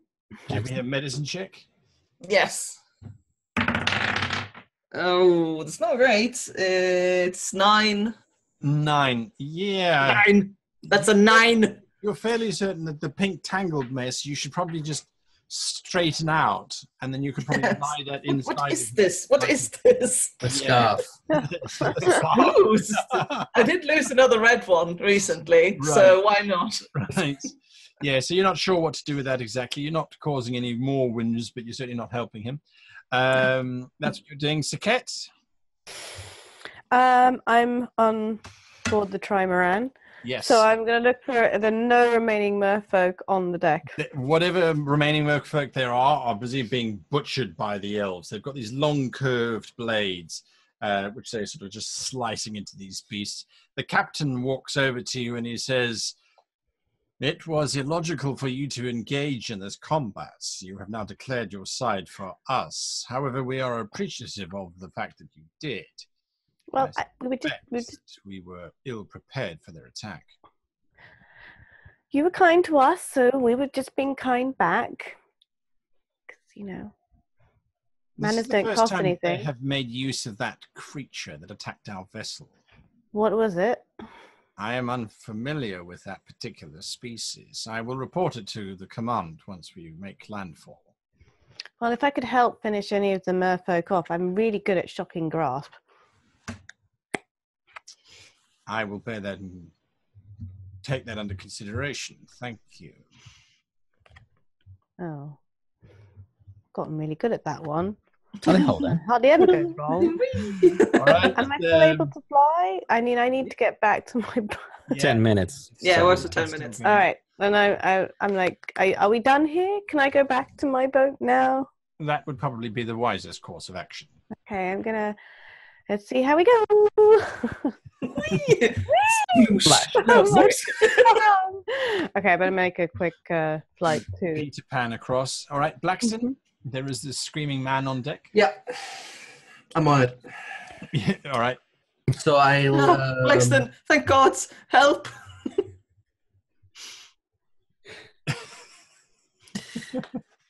take a look at him, put his intestines inside the body, Right. Right. and see what I can do. So he is basically dying, right? He is dying, correct. Okay, let's change that. All right. So I put my hands on top of his belly, basically where he was wounded and kind of gutted. And I say a quick prayer and uncharge a little bit of healing into him. Absolutely. Absolutely. How much are you going to give him? 5 points. Perfect. The wounds you start to see healing together. That nasty gash in the stomach starts to heal over as well. I hope he kind of stops screaming. Oh yes, absolutely. His eyes are wild, and he almost looks embarrassed now that his The pain organs subsides. been returned. Because otherwise I would have said, like, I kind of need to do more healing, maybe. Yeah, no, he's definitely probably going to need a week's worth of bed rest, but he's not going to die. That's fine. Yeah. That's kind of what's the goal. Okay, that's fine. Absolutely. I kind of try to calm him down or whatever, right? Yeah, you're quite amazed that the moment he is no longer dying, he looks up at you and he says, "I am grateful." Good. "Sir," he adds, thinking about it for a few moments. He's not sure of your rank. The ships, the poor crew of the Windswift, are desperately trying to rotate the various sails to keep her doing such a narrow turn. They're doing an absolutely amazing job, as sort of Ty is busy turning on the wheel and she's calling orders on various sails and things to try and maneuver the ship to keep it going in circles. Back to, let's see, that's Jorik. Well, as mentioned before, as I'm sort of tangled in this creature, Yes. Jorik will grow brilliant pink blades from his hands and stab the creature with them. Make your attack. That is 28 to hit on one and 12 on the other. All right, the 12 misses. I'm going to say that they're basically like spears, aren't they? Sort of, yes. I mean, the idea about the swords having disadvantage on the water is that you have like the They're like daggers, right? Mm. So, like with immaterial blades, is there really resistance? Is the question, right? At the moment, I'm going to say no. It's absolutely fine. You're underwater. It's magic, right? Yeah. So he gets hit with one then. Yep. So that's, just for the record, 1d8 plus 15 Nice. psychic damage So Do they 21 damage. boil the water as they go through it? Yes. 21 damage. You slice through him, and you cut off his arm, which was holding on to you, and blood starts pouring out into the waters. Give me a perception check quickly, Jorik. Oh, 21, right? Yeah, you were fairly near the coast. Well, not fairly near. You were near the coast when this attack happened. And you can start to see these long torpedo-shaped things starting to slide into space, into this watery space. Definitely sharks are starting to circle now with all the blood in the water as this combat continues to happen. Con? I'm going to use my bonus action to teleport back to the ship. Now that I'm free from him. So I'm just going to It's a bonus flip action. back up. Okay. You disappear back up onto the deck of the ship, wet and... Covered in blood. wet, yeah. Yeah. Standing on deck with these blades, just going, air. You okay? You good? Yeah, I'm fine. Is he okay? Yeah, miraculously. Oh, all right. Oh, I didn't think that was going to work. All right, I need to rest. I'll just flop down and sit on the deck. Okay, that was cool, but oh god. Con? Well, with 2 tentacles wrapped around the guy with the harpoon in his leg, Yes. and 2 tentacles wrapped around the cable Yes. for the guy who is harpooned in the stomach, 2 Yes. tentacles wrapped around him, Yes. and 3 tentacles pulling myself back up the side of the elven ship. Very stretched octopus sort of trying to ease all of that. I pull the wounded above the water level as I go. You're trying to lift them out of the water. Yeah. Makes sense. All right. And gingerly put him on deck. I'm hoping Just to, the merman is either going to come with or Yeah, let go. well, as you sort of looking down with these very weird eye configuration, he realized he couldn't defeat your strength, so he has now started to sail directly towards you. You can see his back fin is busy going. He's building up speed, coming directly towards you. It looks like he's holding this rather beautiful pearlescent dagger, which he looks like he's going to start cutting you with. I let off a large ink cloud around us, filling the 20-foot area around us in black ink. Yeah, well, that they're definitely really versatile, aren't they? definitely causes him to stop. Now, I wonder how this would work. Give me a wisdom saving throw, if you please. You have advantage. By the way, Guy, just for bookkeeping, how far was it from me to teleport back to the ship? 40 feet. 40 feet. All right. That's just so I know how much point I need to spend to get there. 25. You get the sense that the merfolk is trying to communicate with you on some very low-level way. Do you let it into your mind? Yeah, sure. Brother, join us in the feasts below. Do not take those for your own prize. There is much more to be had. Oh, he thinks I'm a real octopus. Aw.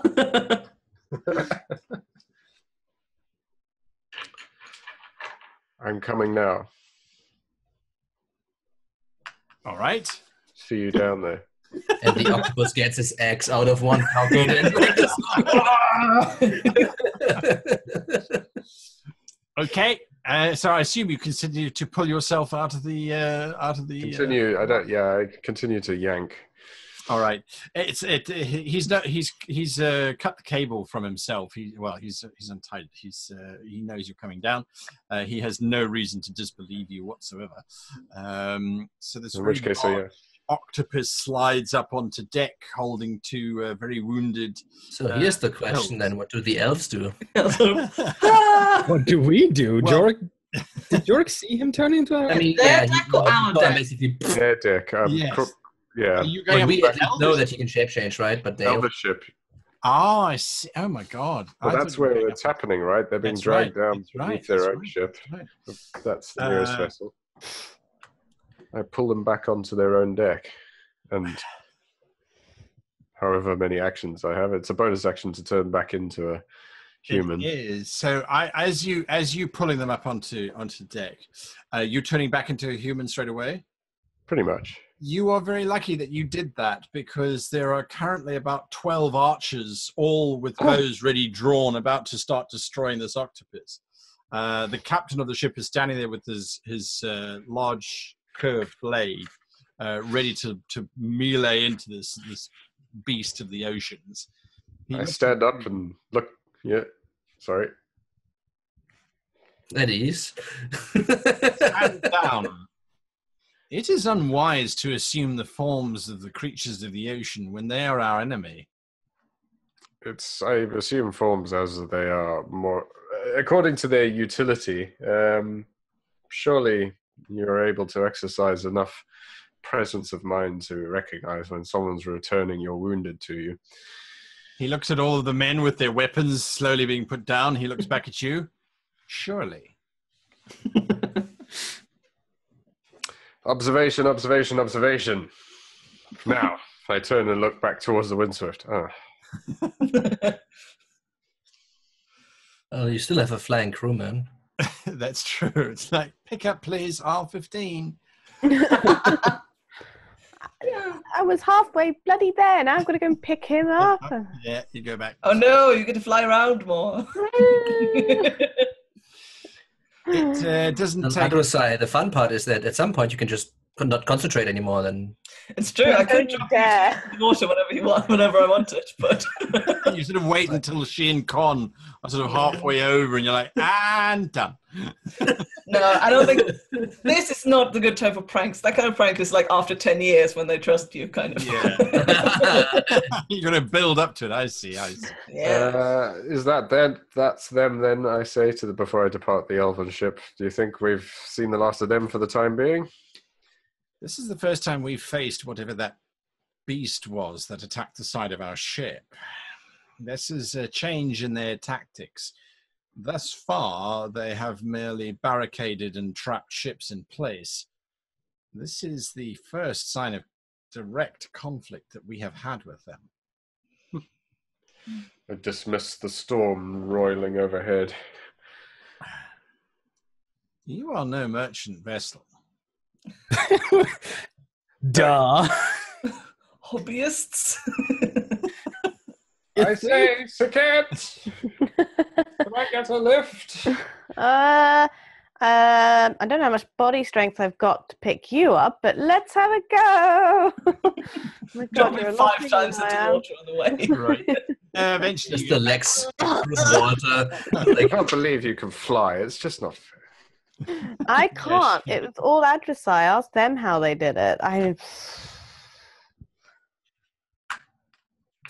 Wait, all of that druid forms and you can't fly? You can't turn into something that can fly? You can turn into a penguin. That's a bird. I'm trying, but it has yet to come to me. Oh, well, you can turn into something bird-like, and I can cast flight on you. And Cast flight on the penguin. maybe then something will click.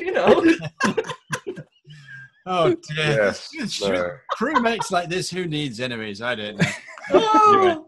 Anyway, the seas return to a calm state, apart from the few shark fins that occasionally break through the surface, alerting you to the feast that is going on of the crewmen that you couldn't save. Captain of the vessel has his bosun signal to the ship his gratitude for your assistance, and urges that we continue under full sail as fast as we can. Are they going to want their crewman back? Yes, we have one of those on board. Yes. Well, they don't know that you have him, so you signal that back to him, I assume. Yeah. And they come back and they sort of like, yes, thank you very much. Bring him over right now. And Don't do that. That's very rude. You can keep him.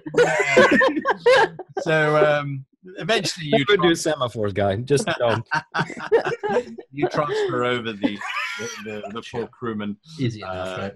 Absolutely, absolutely, and then continue under the full sail as fast as you can for the city of Rythamwir. It is another day of fairly uneventful sailing, if slightly alert sailing. Certainly, everybody on the Windswift seems very much aware of the water. Jorik is on edge. Right. He did not like the experience, even though it went well. Absolutely. He was not used to using these abilities this way, and was like, "Will this work?" So he's kind of shaken. But do I get in a rest then? Yeah. Full rest. Yeah. Absolutely. oh, get an arrest. I was like, "Who are you gonna arrest?" A rest. Kraken. Correct. Arrest. Arrest the Kraken. Right, have a good meditation, get my spell slots back. Nice. It is the morning of your 10th day at sea when the city of Rythamwir suddenly looms large in front of you. She dominates the cliff faces that front the sea. Massive circular towers built in traditional high elvish style proliferate, and the unusualness of the elvish design is generally a circumference of large towers with a central tower in the very middle acting as a sort of central hub. The harbour is below, almost half a mile down the cliff face from the city, and you can see these large elevators moving up and down the sides of the cliffs, taking goods up and people down, and people up and goods down to the harbour below, which also has circular towers on either side, creating a natural bay. The captain's ship takes you as far as the entrance to the harbour and then heaves to and signals that they will continue on, but wish you safe journeys in the future. And then they break away and continue sailing back in the direction that you came in. Pulling into the harbour is packed. It's actually beyond packed. You sail in and you suddenly realize that there are no keys available, and you can actually see that there are ships that are docked alongside other ships with gangplanks between them leading to the dockyards and the quays themselves.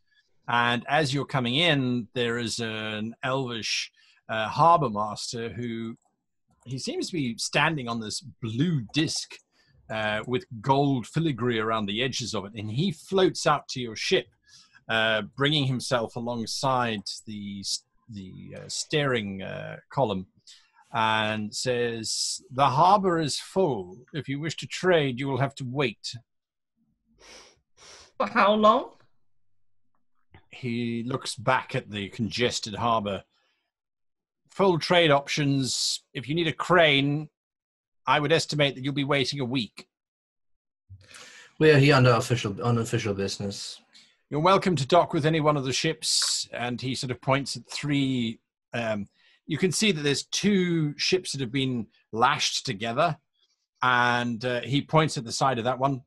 "Lash yourself to that one. You can cross between the two ships." That's the only thing we can do right now, I'm afraid. It's completely packed. Can we? Is there space for us to simply drop anchor? We have our own means of getting ashore.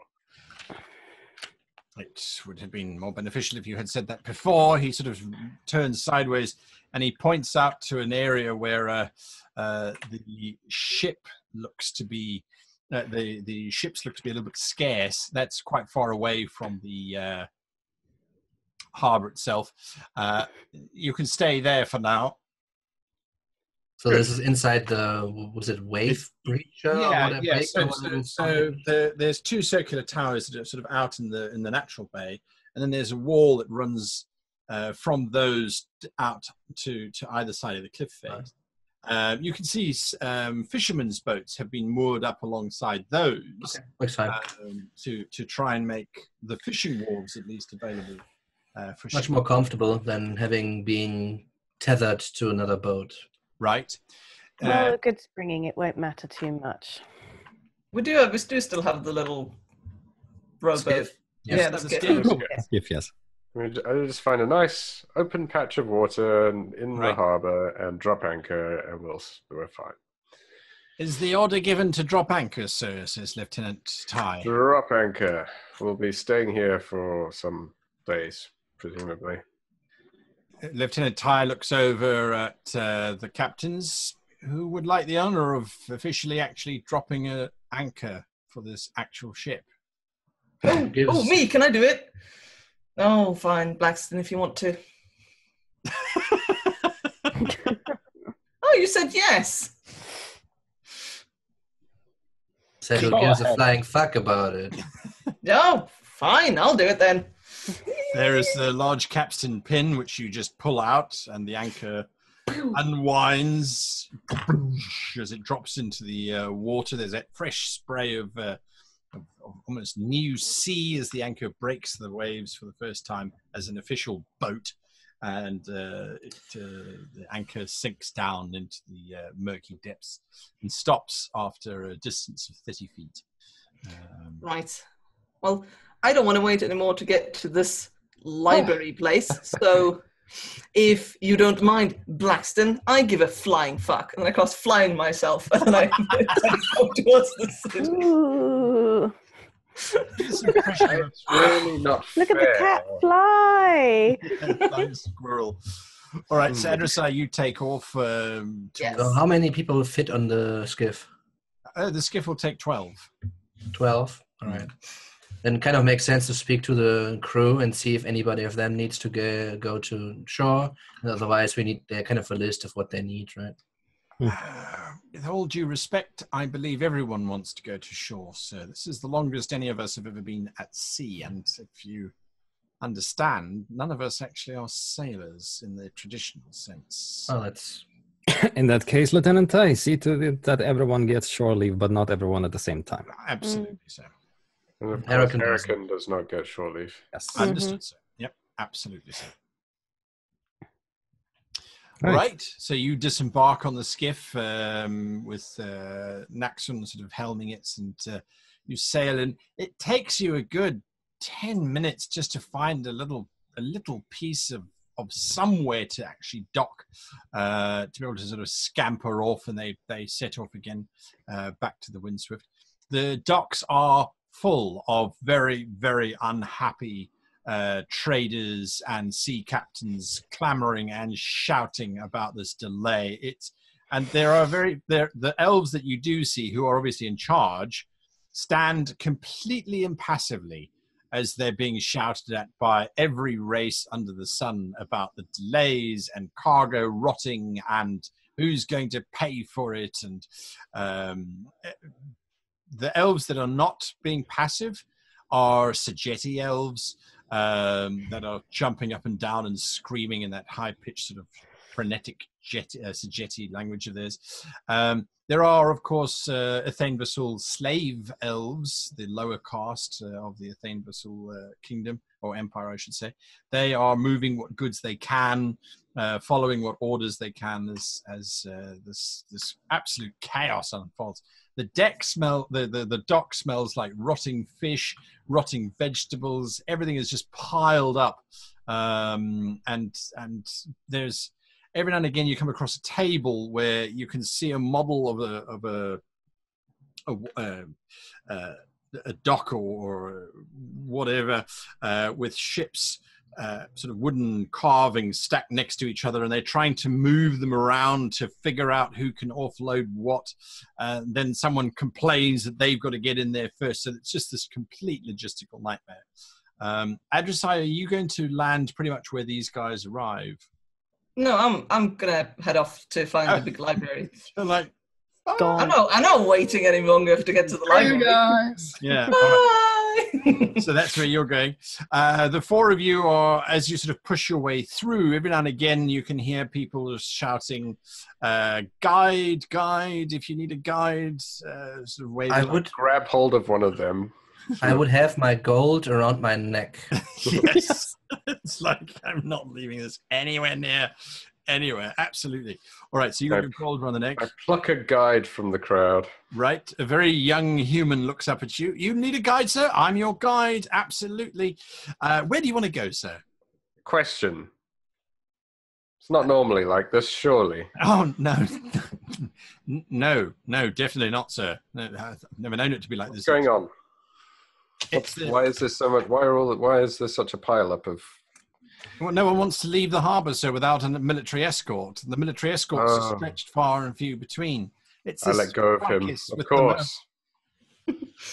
What's happening with that? I don't know, sir. It's just some disagreement or other with the emperor and the king of the waves. I don't know what it is exactly, sir. But all I know is that the ship's not leaving harbour until they get a military escort, and like you said, those are all over the place.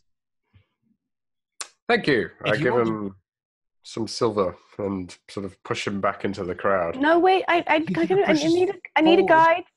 If you want a brothel, sir, I've got a good one. The waiting is only No, about 8 hours, sir. Come back. I want to go to the library. Yes, ma'am. I can take you to the library. Absolutely, he says, pocketing the silvers. It won't. You going as a group? Is anyone else coming? Yeah, Sure. we are headed that way anyway, and I can't fly. So Catch up. Adressai, God knows what. How much will it cost us for us to lead us to the place? He looks at you. 5 silver. sure, I give him 5 Excluding silver. the elevator ride. Oh, he takes the 5 silver. Thank you. Very kind of you, sir. You don't pay people. Blaxton's like, that's not how trade works. Anyway, he starts to. I so cannot be arsed right now, so. He sort of tries to push his way through the press of bodies and the shouting. And as you work your way further away from the actual harbour itself, things start to calm down a little bit. And you start to appreciate the beauty of the Elvish architecture. Most of the things are built in circles. So circular buildings, circular towers, all whitewashed with this wonderful, very sort of white color. Lots of blue accents, turquoise blue accents proliferate as well. And you make your way up some very neat steps, and eventually you arrive at these elevators. Now, the elevators rise up 500 yards. So it's 500 meters straight up the sides of these cliffs. And there's just no other way to be able to move from down here. There are, you see on the side, there are some steps. Except if your address, Yeah, that have been carved into the side of the cliff face. But there's no one on them. Absolutely no one on them. Everyone is just on these elevators. And there's large elevators and there's small elevators, and they're just moving up and down almost constantly. Are they used with pulleys, or is it magical? It's all magic. All absolutely magic. Just driving these whole things. You can actually cast a glance over, and each elevator has got mages, which appear to be controlling these very blue-looking crystals, which have been set into a brass sconce, which appears to be connected to the actual structure of the elevator itself. And they place a hand on, and you see the elevator starting to rise up, and they wait for it to get to the top and that sort of thing. So eventually you get onto the elevator and it starts to rise up. It's a very smooth ride, much smoother than you had thought. Certainly makes the Drow elevator seem like old tech as you float upwards on this. It's obviously some kind of levitation magic of some sort. Probably Dwarven. Yeah, Adressai, in the meantime, you've sailed out over the city, gaining height constantly until eventually you have this nice aerial view of the entire space. And it is a concentric circle of 8 large towers connected by the defensive walls, which themselves are probably maybe 200 foot wide. So you start to realize that is the actual city. The area in between those towers and this large central tower are these resplendent gardens with immaculate foliage. There's lots of water features, water courses within them. So the only thing that you can suspect is that the inhabitants live within the towers and within the actual walls of the city themselves. Outside of the city, you're struggling to find the slum areas, until you realize that what you mistook from your height are as sort of brown circular mushrooms or something, you weren't sure. They're smaller towers, which maybe are 3 or 4 stories in height, but they're clustered around those main towers, to look like little bits of fungal growth. There's almost an organic feel to the way that these little brown towers cluster around these bigger white towers. And then beyond that, there's just rolling plains stretching out to this very dark forest on the very sort of borders of the city itself. Where the library is, you're not entirely sure. So where are you heading? I want to sort of try to find some kind of, I don't know, god-looking person and just sort of land and go, excuse me, where's the library? And they just sort of zoop up again. All right. You land at the top of the elevators, Yes. and you request where is the library, and they sort of they look at you.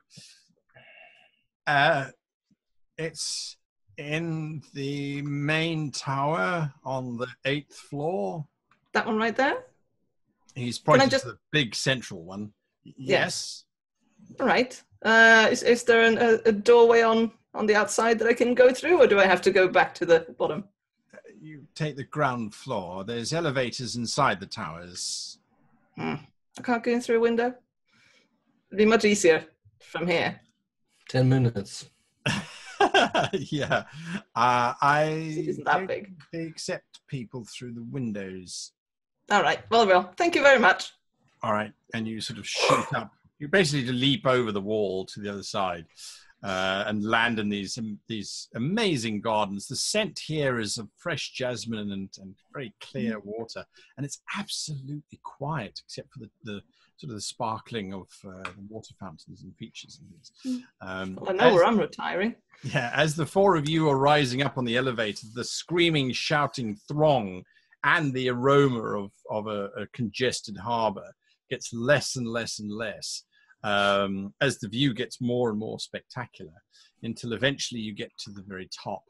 And your guide says, right, come with me, we're nearly there, just another half hour, and we're What? there. Half an hour. Well, By it's the time we get there, I would have bought a lot of stuff and read half the library.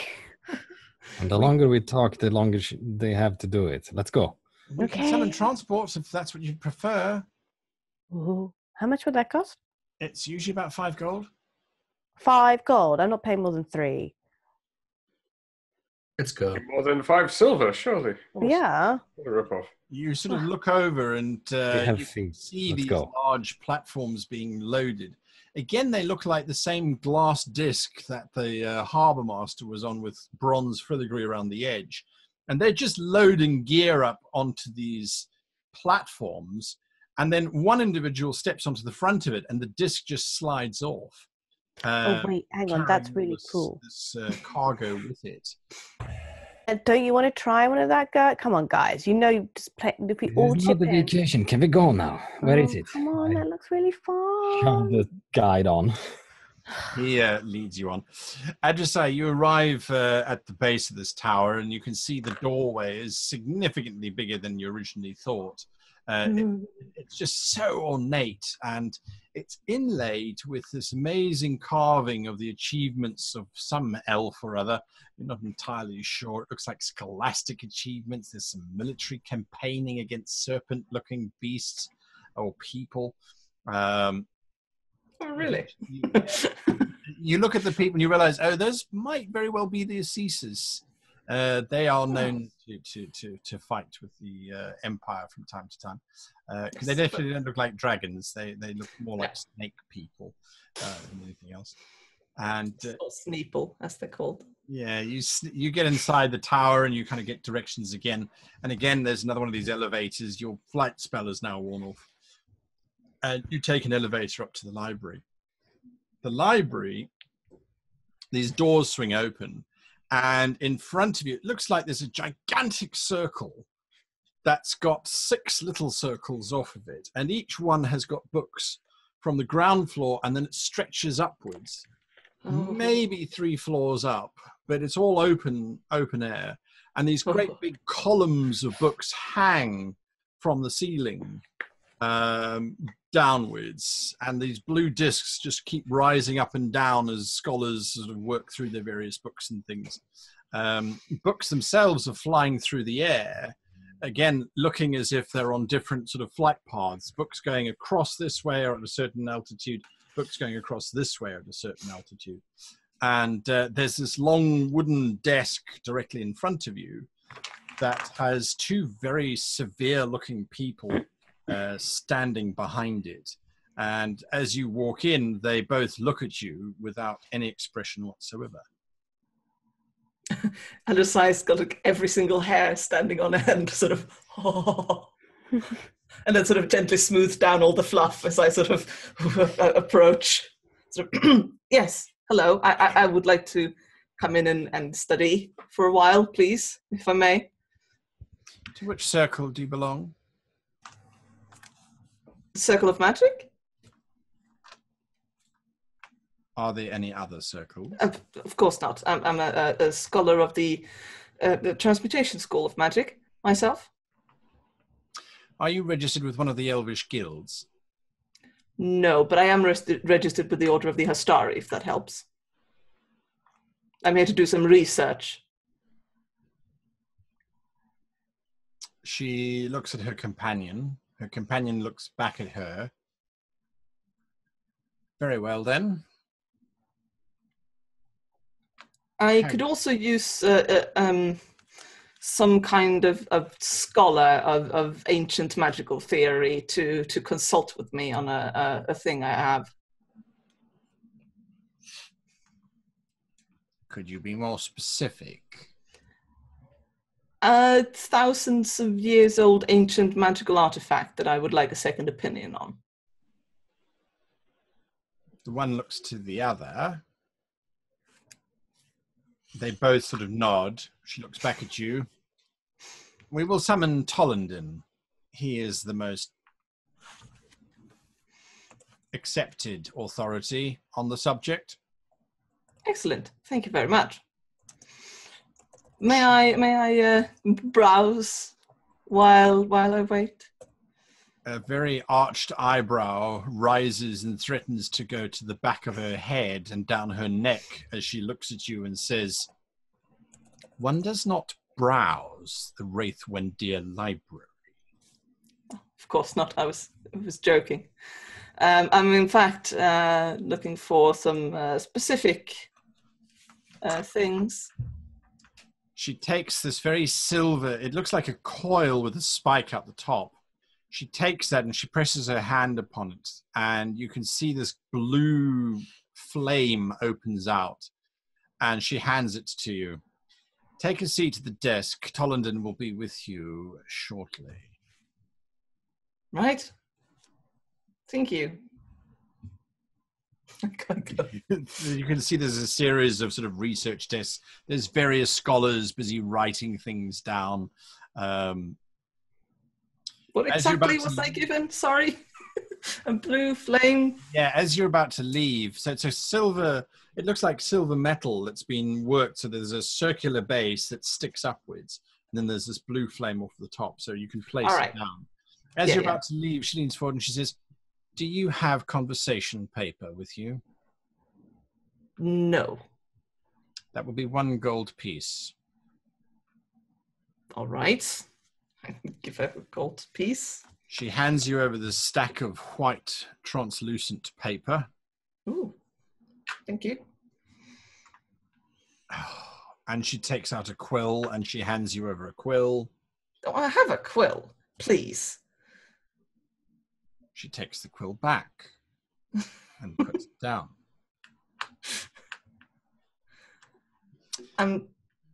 Well, is there anything else I need?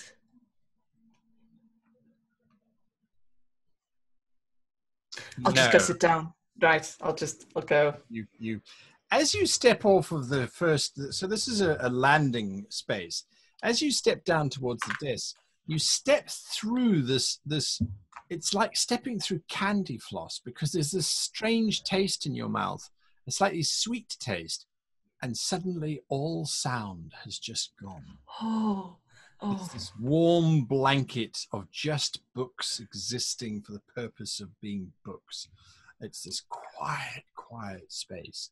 And when you sort of look at the scholars now, you can see they all quietly writing down on those conversation papers, and then they slide the paper over to the companion next to them, who then quietly reads it.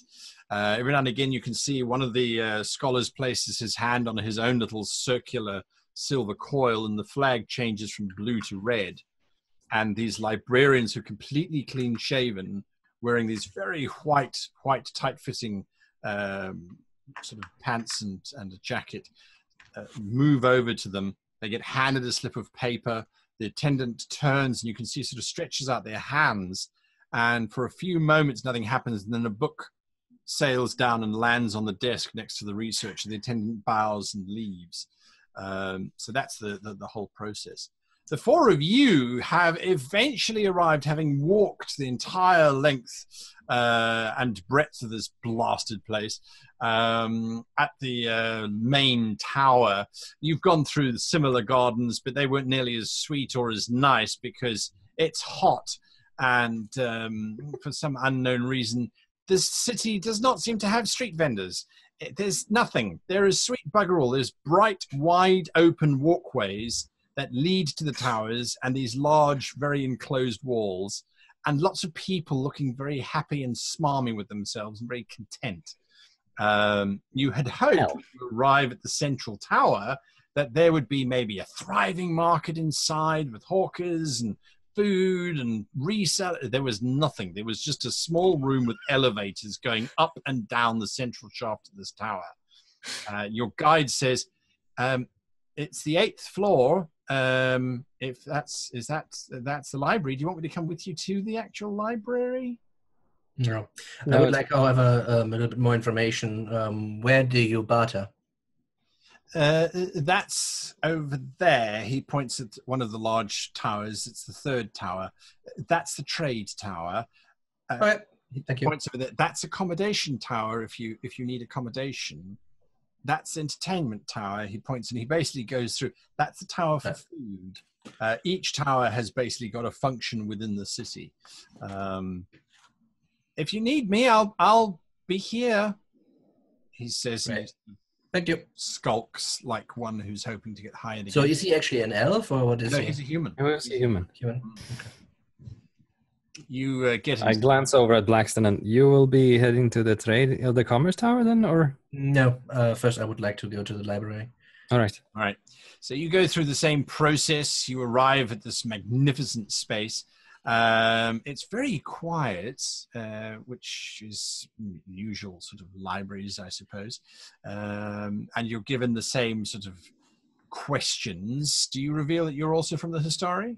So here's a question I have. Where did we fall on the background of my character about knowing the society of them? We actually didn't really find. Oh no, we said that you hadn't ever visited before. You know about them. You haven't. You traded with them. Yes, these elves are very logical. But you haven't ever visited. Okay. Do you reveal that you're from the Order of the Hastari? Because you're going through the same sort of interrogation process that Adresai went through. I mean, it makes sense, right? Correct. And she looks at the four of you. So, are you with the Cathar? Oh, she's here? Where's she? She points over at a long desk, and you can see Adresai is there. I already have a book. Yeah. Oh, Lord.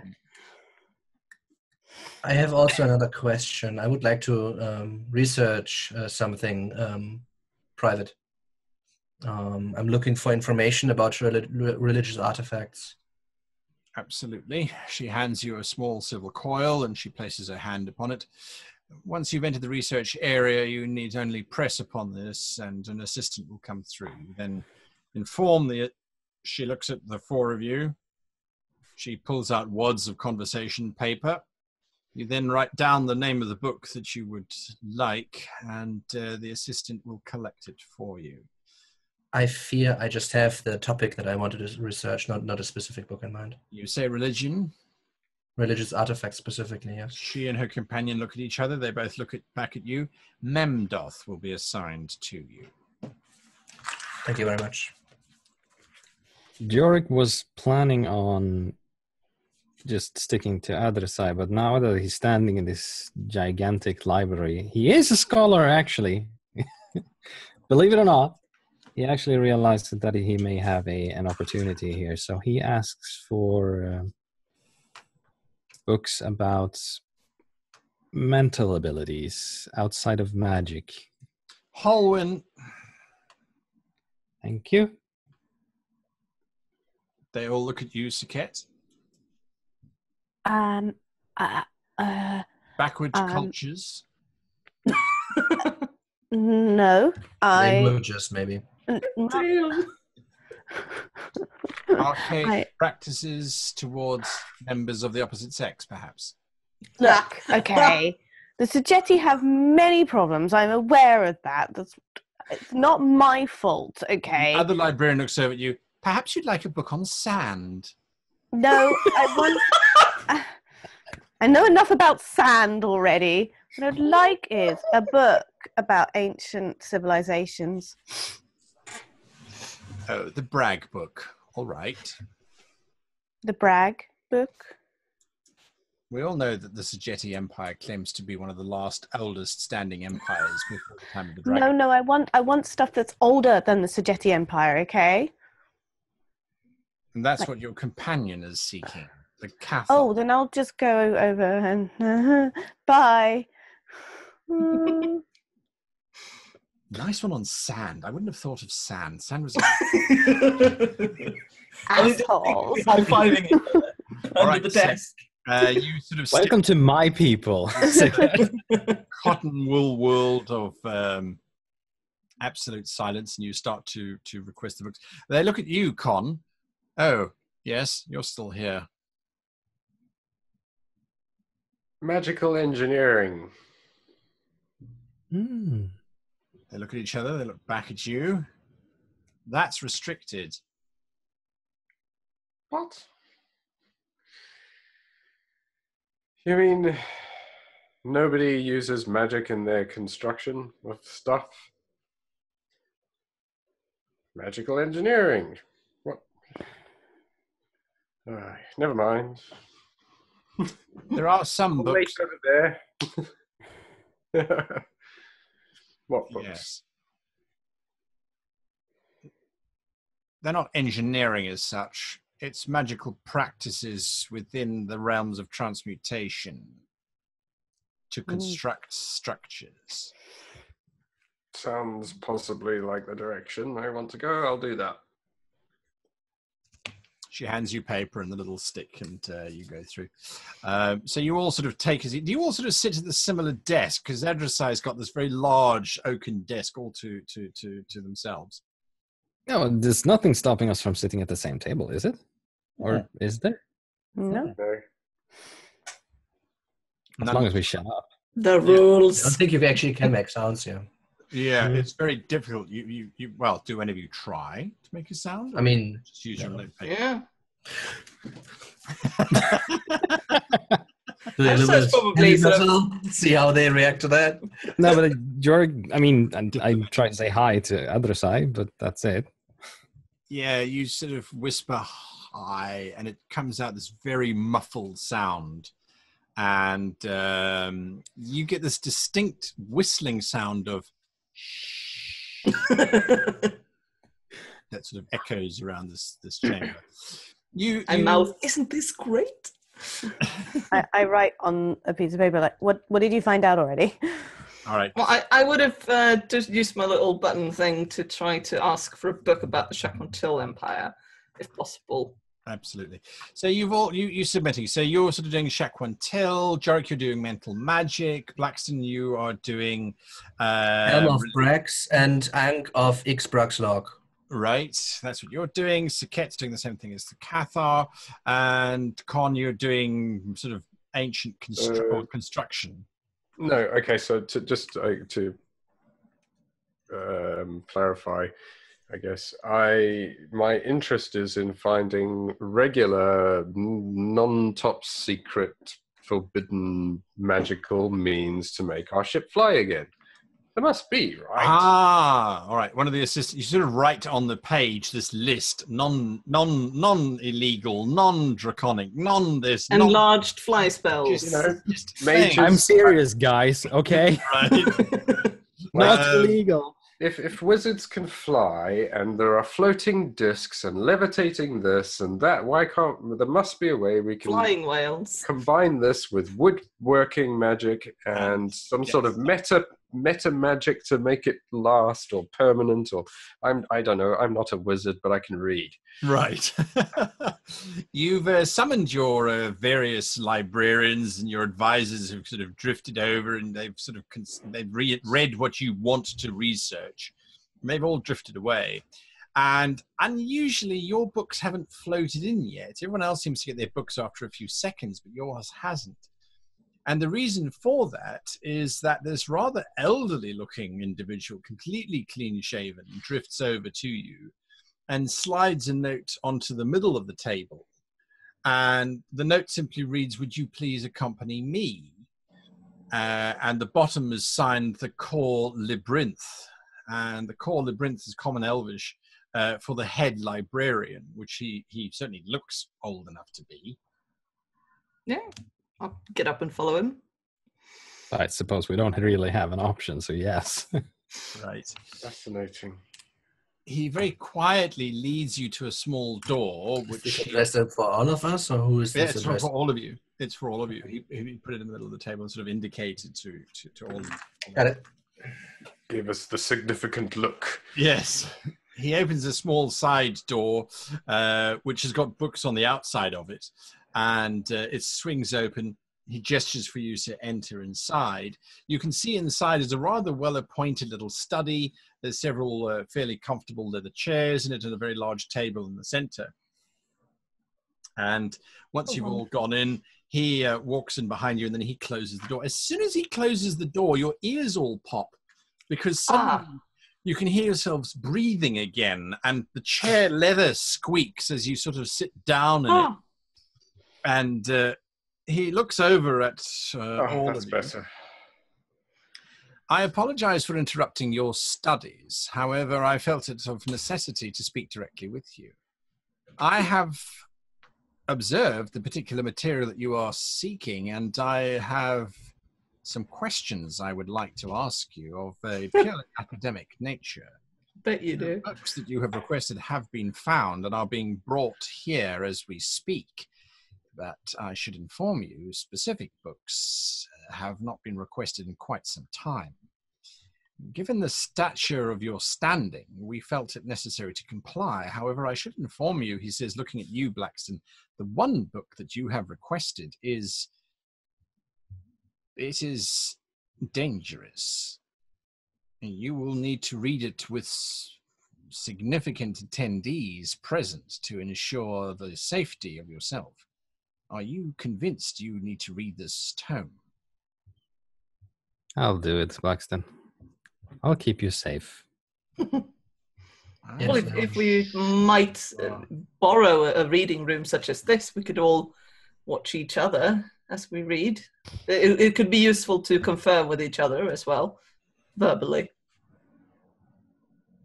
Your experts have also been summoned. They're not residents of the library on a permanent basis, given the very limited amount of information that they have in terms of genre and scope. This too will take some time. You are guests of the library until they arrive, of course.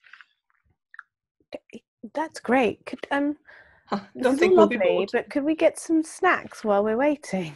So We can make arrangements should that be required. However, I am required by the edicts of your own orders to request that the information you're seeking and the history, this has nothing to do specifically with the origins of dragons, does it? No, No. not at all. Mm-mm. No? Isn't that already known? You understand the material contained within certain books could allude to the forbidden knowledges that surround dragons. Books of this nature generally have been flagged for content for individuals who have not the greatest of goals as their outcome. We've requested quite a wide range of topics. Which one are you talking about specifically? Yes, and are those books even legal to have around? Mm-hmm. The material does not specifically relate to dragons, but could be used to gain knowledge and insight into the origins of them. The Chak'qu'ontyl Society, for example, has long been suspected by researchers as to being the origins of several species within Praxia. However, this has never been established nor confirmed due to the scarcity of information available. Now, I am not the expert. You will have to wait for Talandon to arrive before he can give you... Do you have any other books that allude to the source of the origins of dragons, out of curiosity? There are several books in existence, or at least they were in existence, that have been earmarked. The library contains one of them, the Tel Bestar. This is an ancient tome that contains a description of creatures before the dragons. Wait, Tell? Tell? Could request that book? Did not the other book Yes. be named Tell something too? What Yes. other book? No, Don't that's worry. something that we are to speak with Talandon about.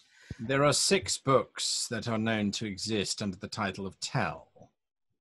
Can we have all of them? 6. One was destroyed. One was lost at sea. One has been kept within the vaults of Valenhall since its discovery 300 years ago. One of them has vanished during the Dragon Wars, and the only other known copy has been lost from the archives of the Drow Republic not more than 6 months ago. Mm-hmm. Mm-hmm. The only And copy the sixth one is the one you have? we have the Tel Bestar. Can we see it? Do we need to? Yeah. I'd really like to. I'd really like to. The contents be of careful that with- book are dangerous. These are not usual books. Fully aware.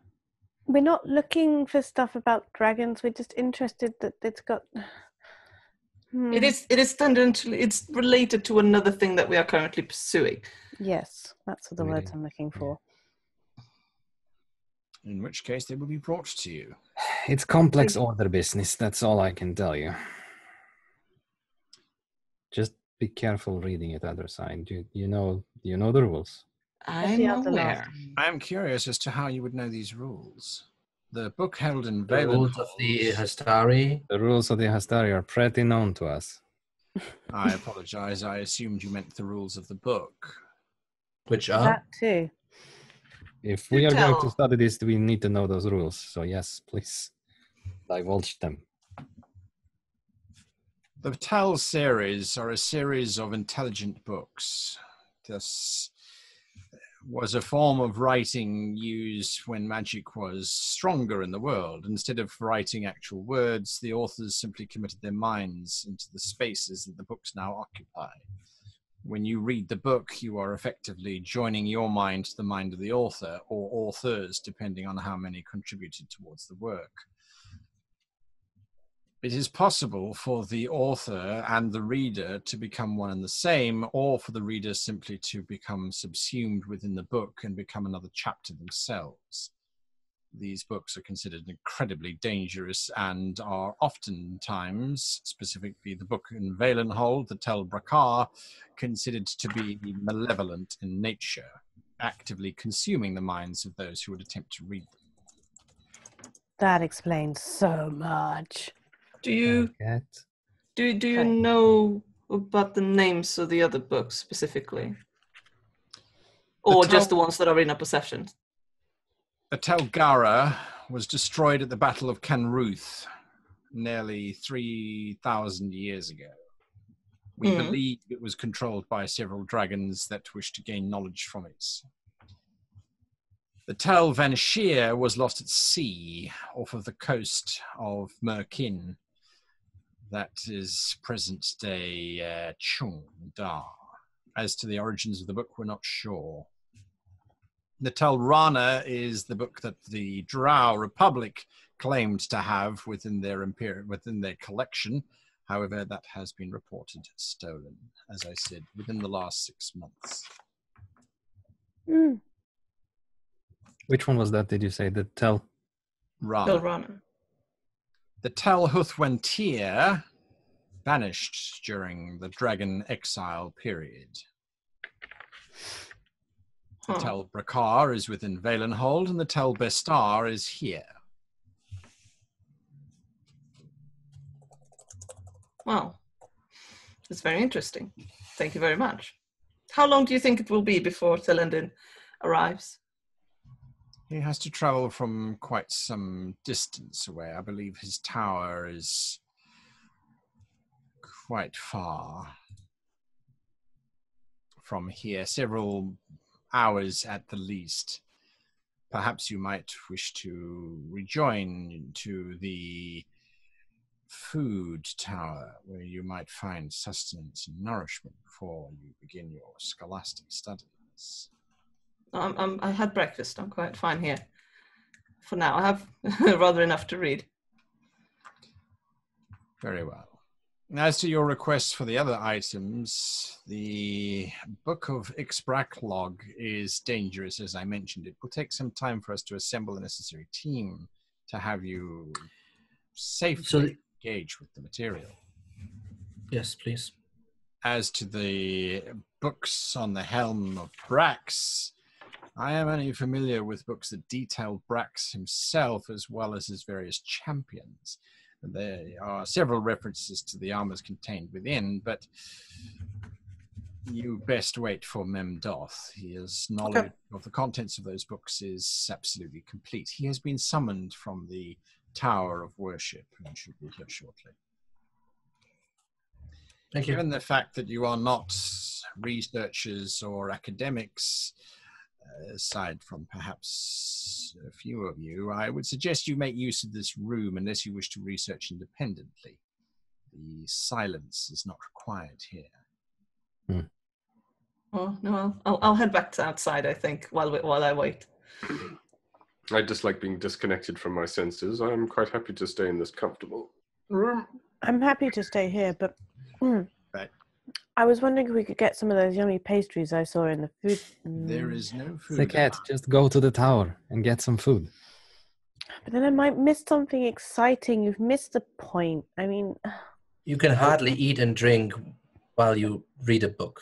are you sure about that? I mean, this is me. You should not eat in a library, Sejet. Okay, I will wait till later then. I thought I knew you.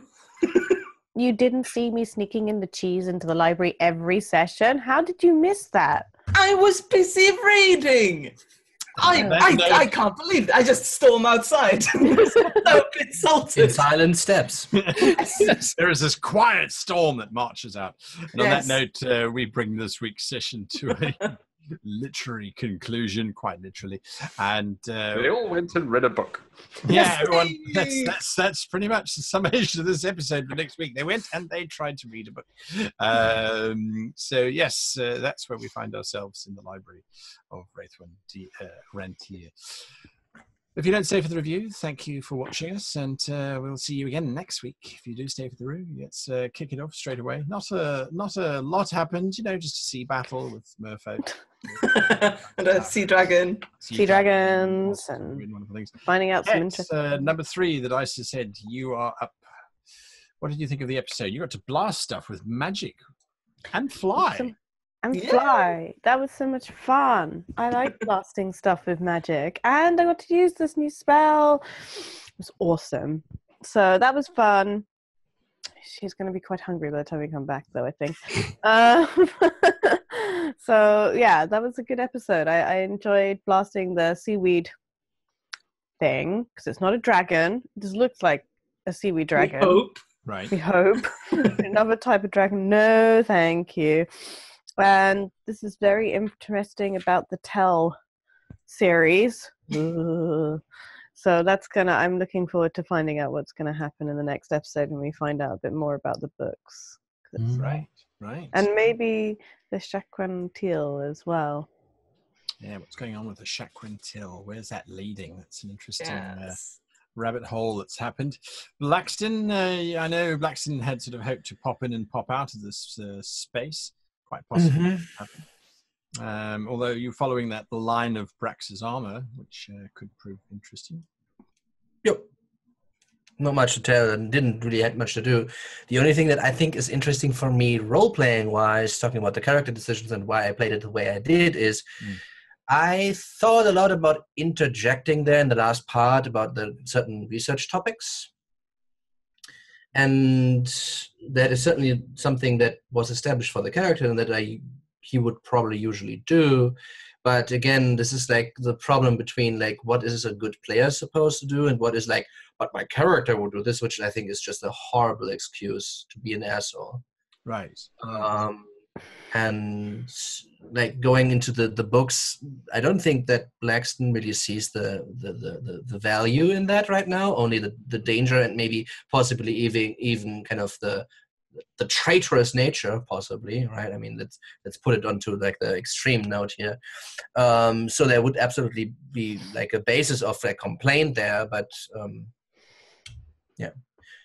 as well as like certain divulging of information again. Right. But again, I don't also want to be like the sort of shutting down the fellow. Yeah, shutting down other players is probably the worst thing that you can do as a role player in my eyes. So that's why that's probably the primary reason why I didn't interact there at all. And also that generally I was absolutely fine with having like a backseat in this session more so than in the past, because I had a lot of like stuff to do in almost all the other sessions. So it's absolutely good. Right. Jorik? Overall good episode. Got to try out a few new tricks. Scared myself shitless doing so. But also kind of discovering a new aspect of Jorik's character. At first I figured this whole library thing would not be a Jorik thing at all. It would mostly, hang around.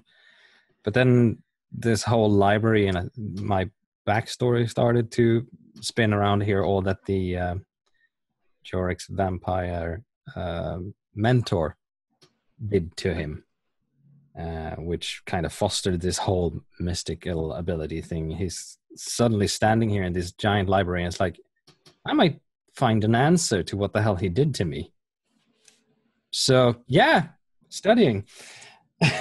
Very interesting. And then it was the whole thing about the ruling about the blades underwater.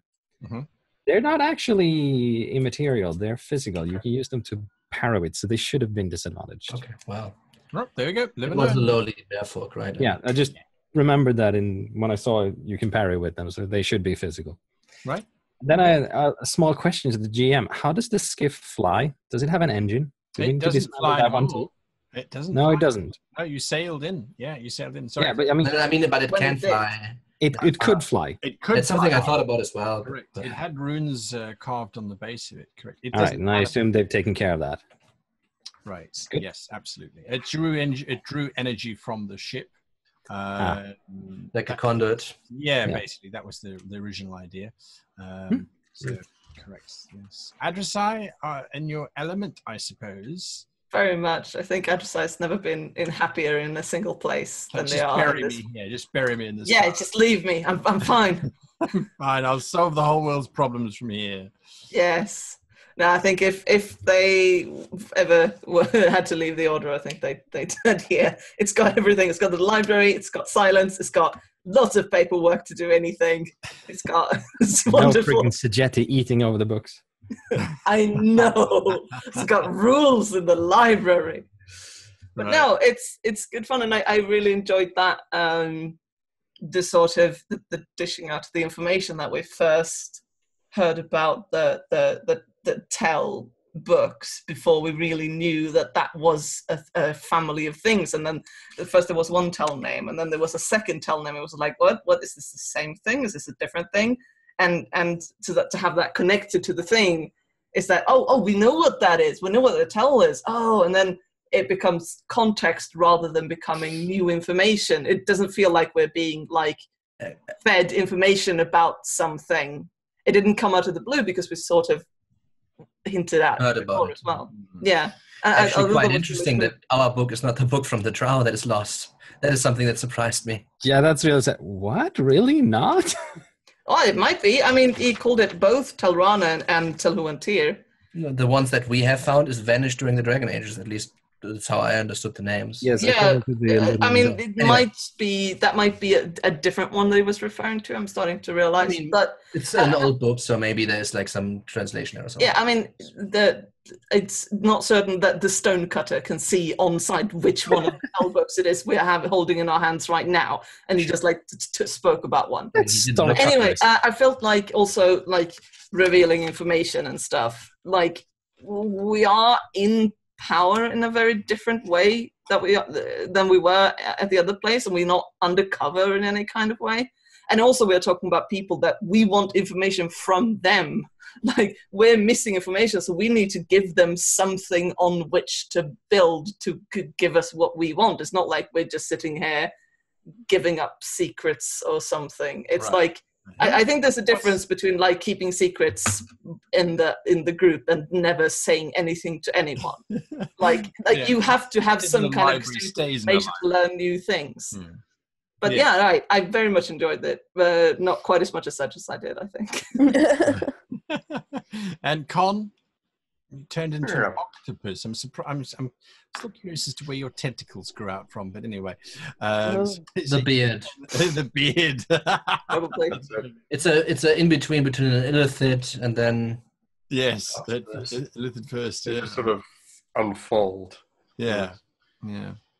Yeah, I had fun with that episode. It had been my plan all along to try and get the Windswift flying again by some means. Right. So that was always kind of my angle at what to try and find at this library for this visit, whilst trusting Adressai to continue her investigation of this books, which I feel have a relevance and an importance to the struggles ahead, but I can't quite put my finger on how that might be. But that's why we have Adressai and Sejet on the case. It's just a manner of keeping them focused. The scholar and the scientist just off in different directions. You know, it's all history is connected in some way, so there's some value to be found in that, probably. Yes. But it's outside of my realm. But I got to do some fun things like rescue some people from Davy Jones and turn into an octopus and start the beginnings of my other side project, which I need to, in some opportunity, have a conference with the Chak'qu'ontyl. Right. And probably Adressai as well, since they are a wizard. And see about finding a way to make Windswift fly again. Right. Well, what a noble cause, and I wish you the very best of luck in that. I'll be watching all these levitating librarians, thinking, "Well, if they come on, Has to be possible, right? Do that, right? We just need to make a new ship out of books. We just need to like nail all these books together. These blue discs made out. What is that? Come on, let's. What is that? There's got to be a way. There's got to be a way. You got to find it in the library, right? All right. Well, until next time, thank you for joining us. Thanks to my players for playing along and making visiting a library fun again. Who am I joking? We're all just going to Google. Anyway, until next time, I thank you all, and until adventures continue. Goodbye.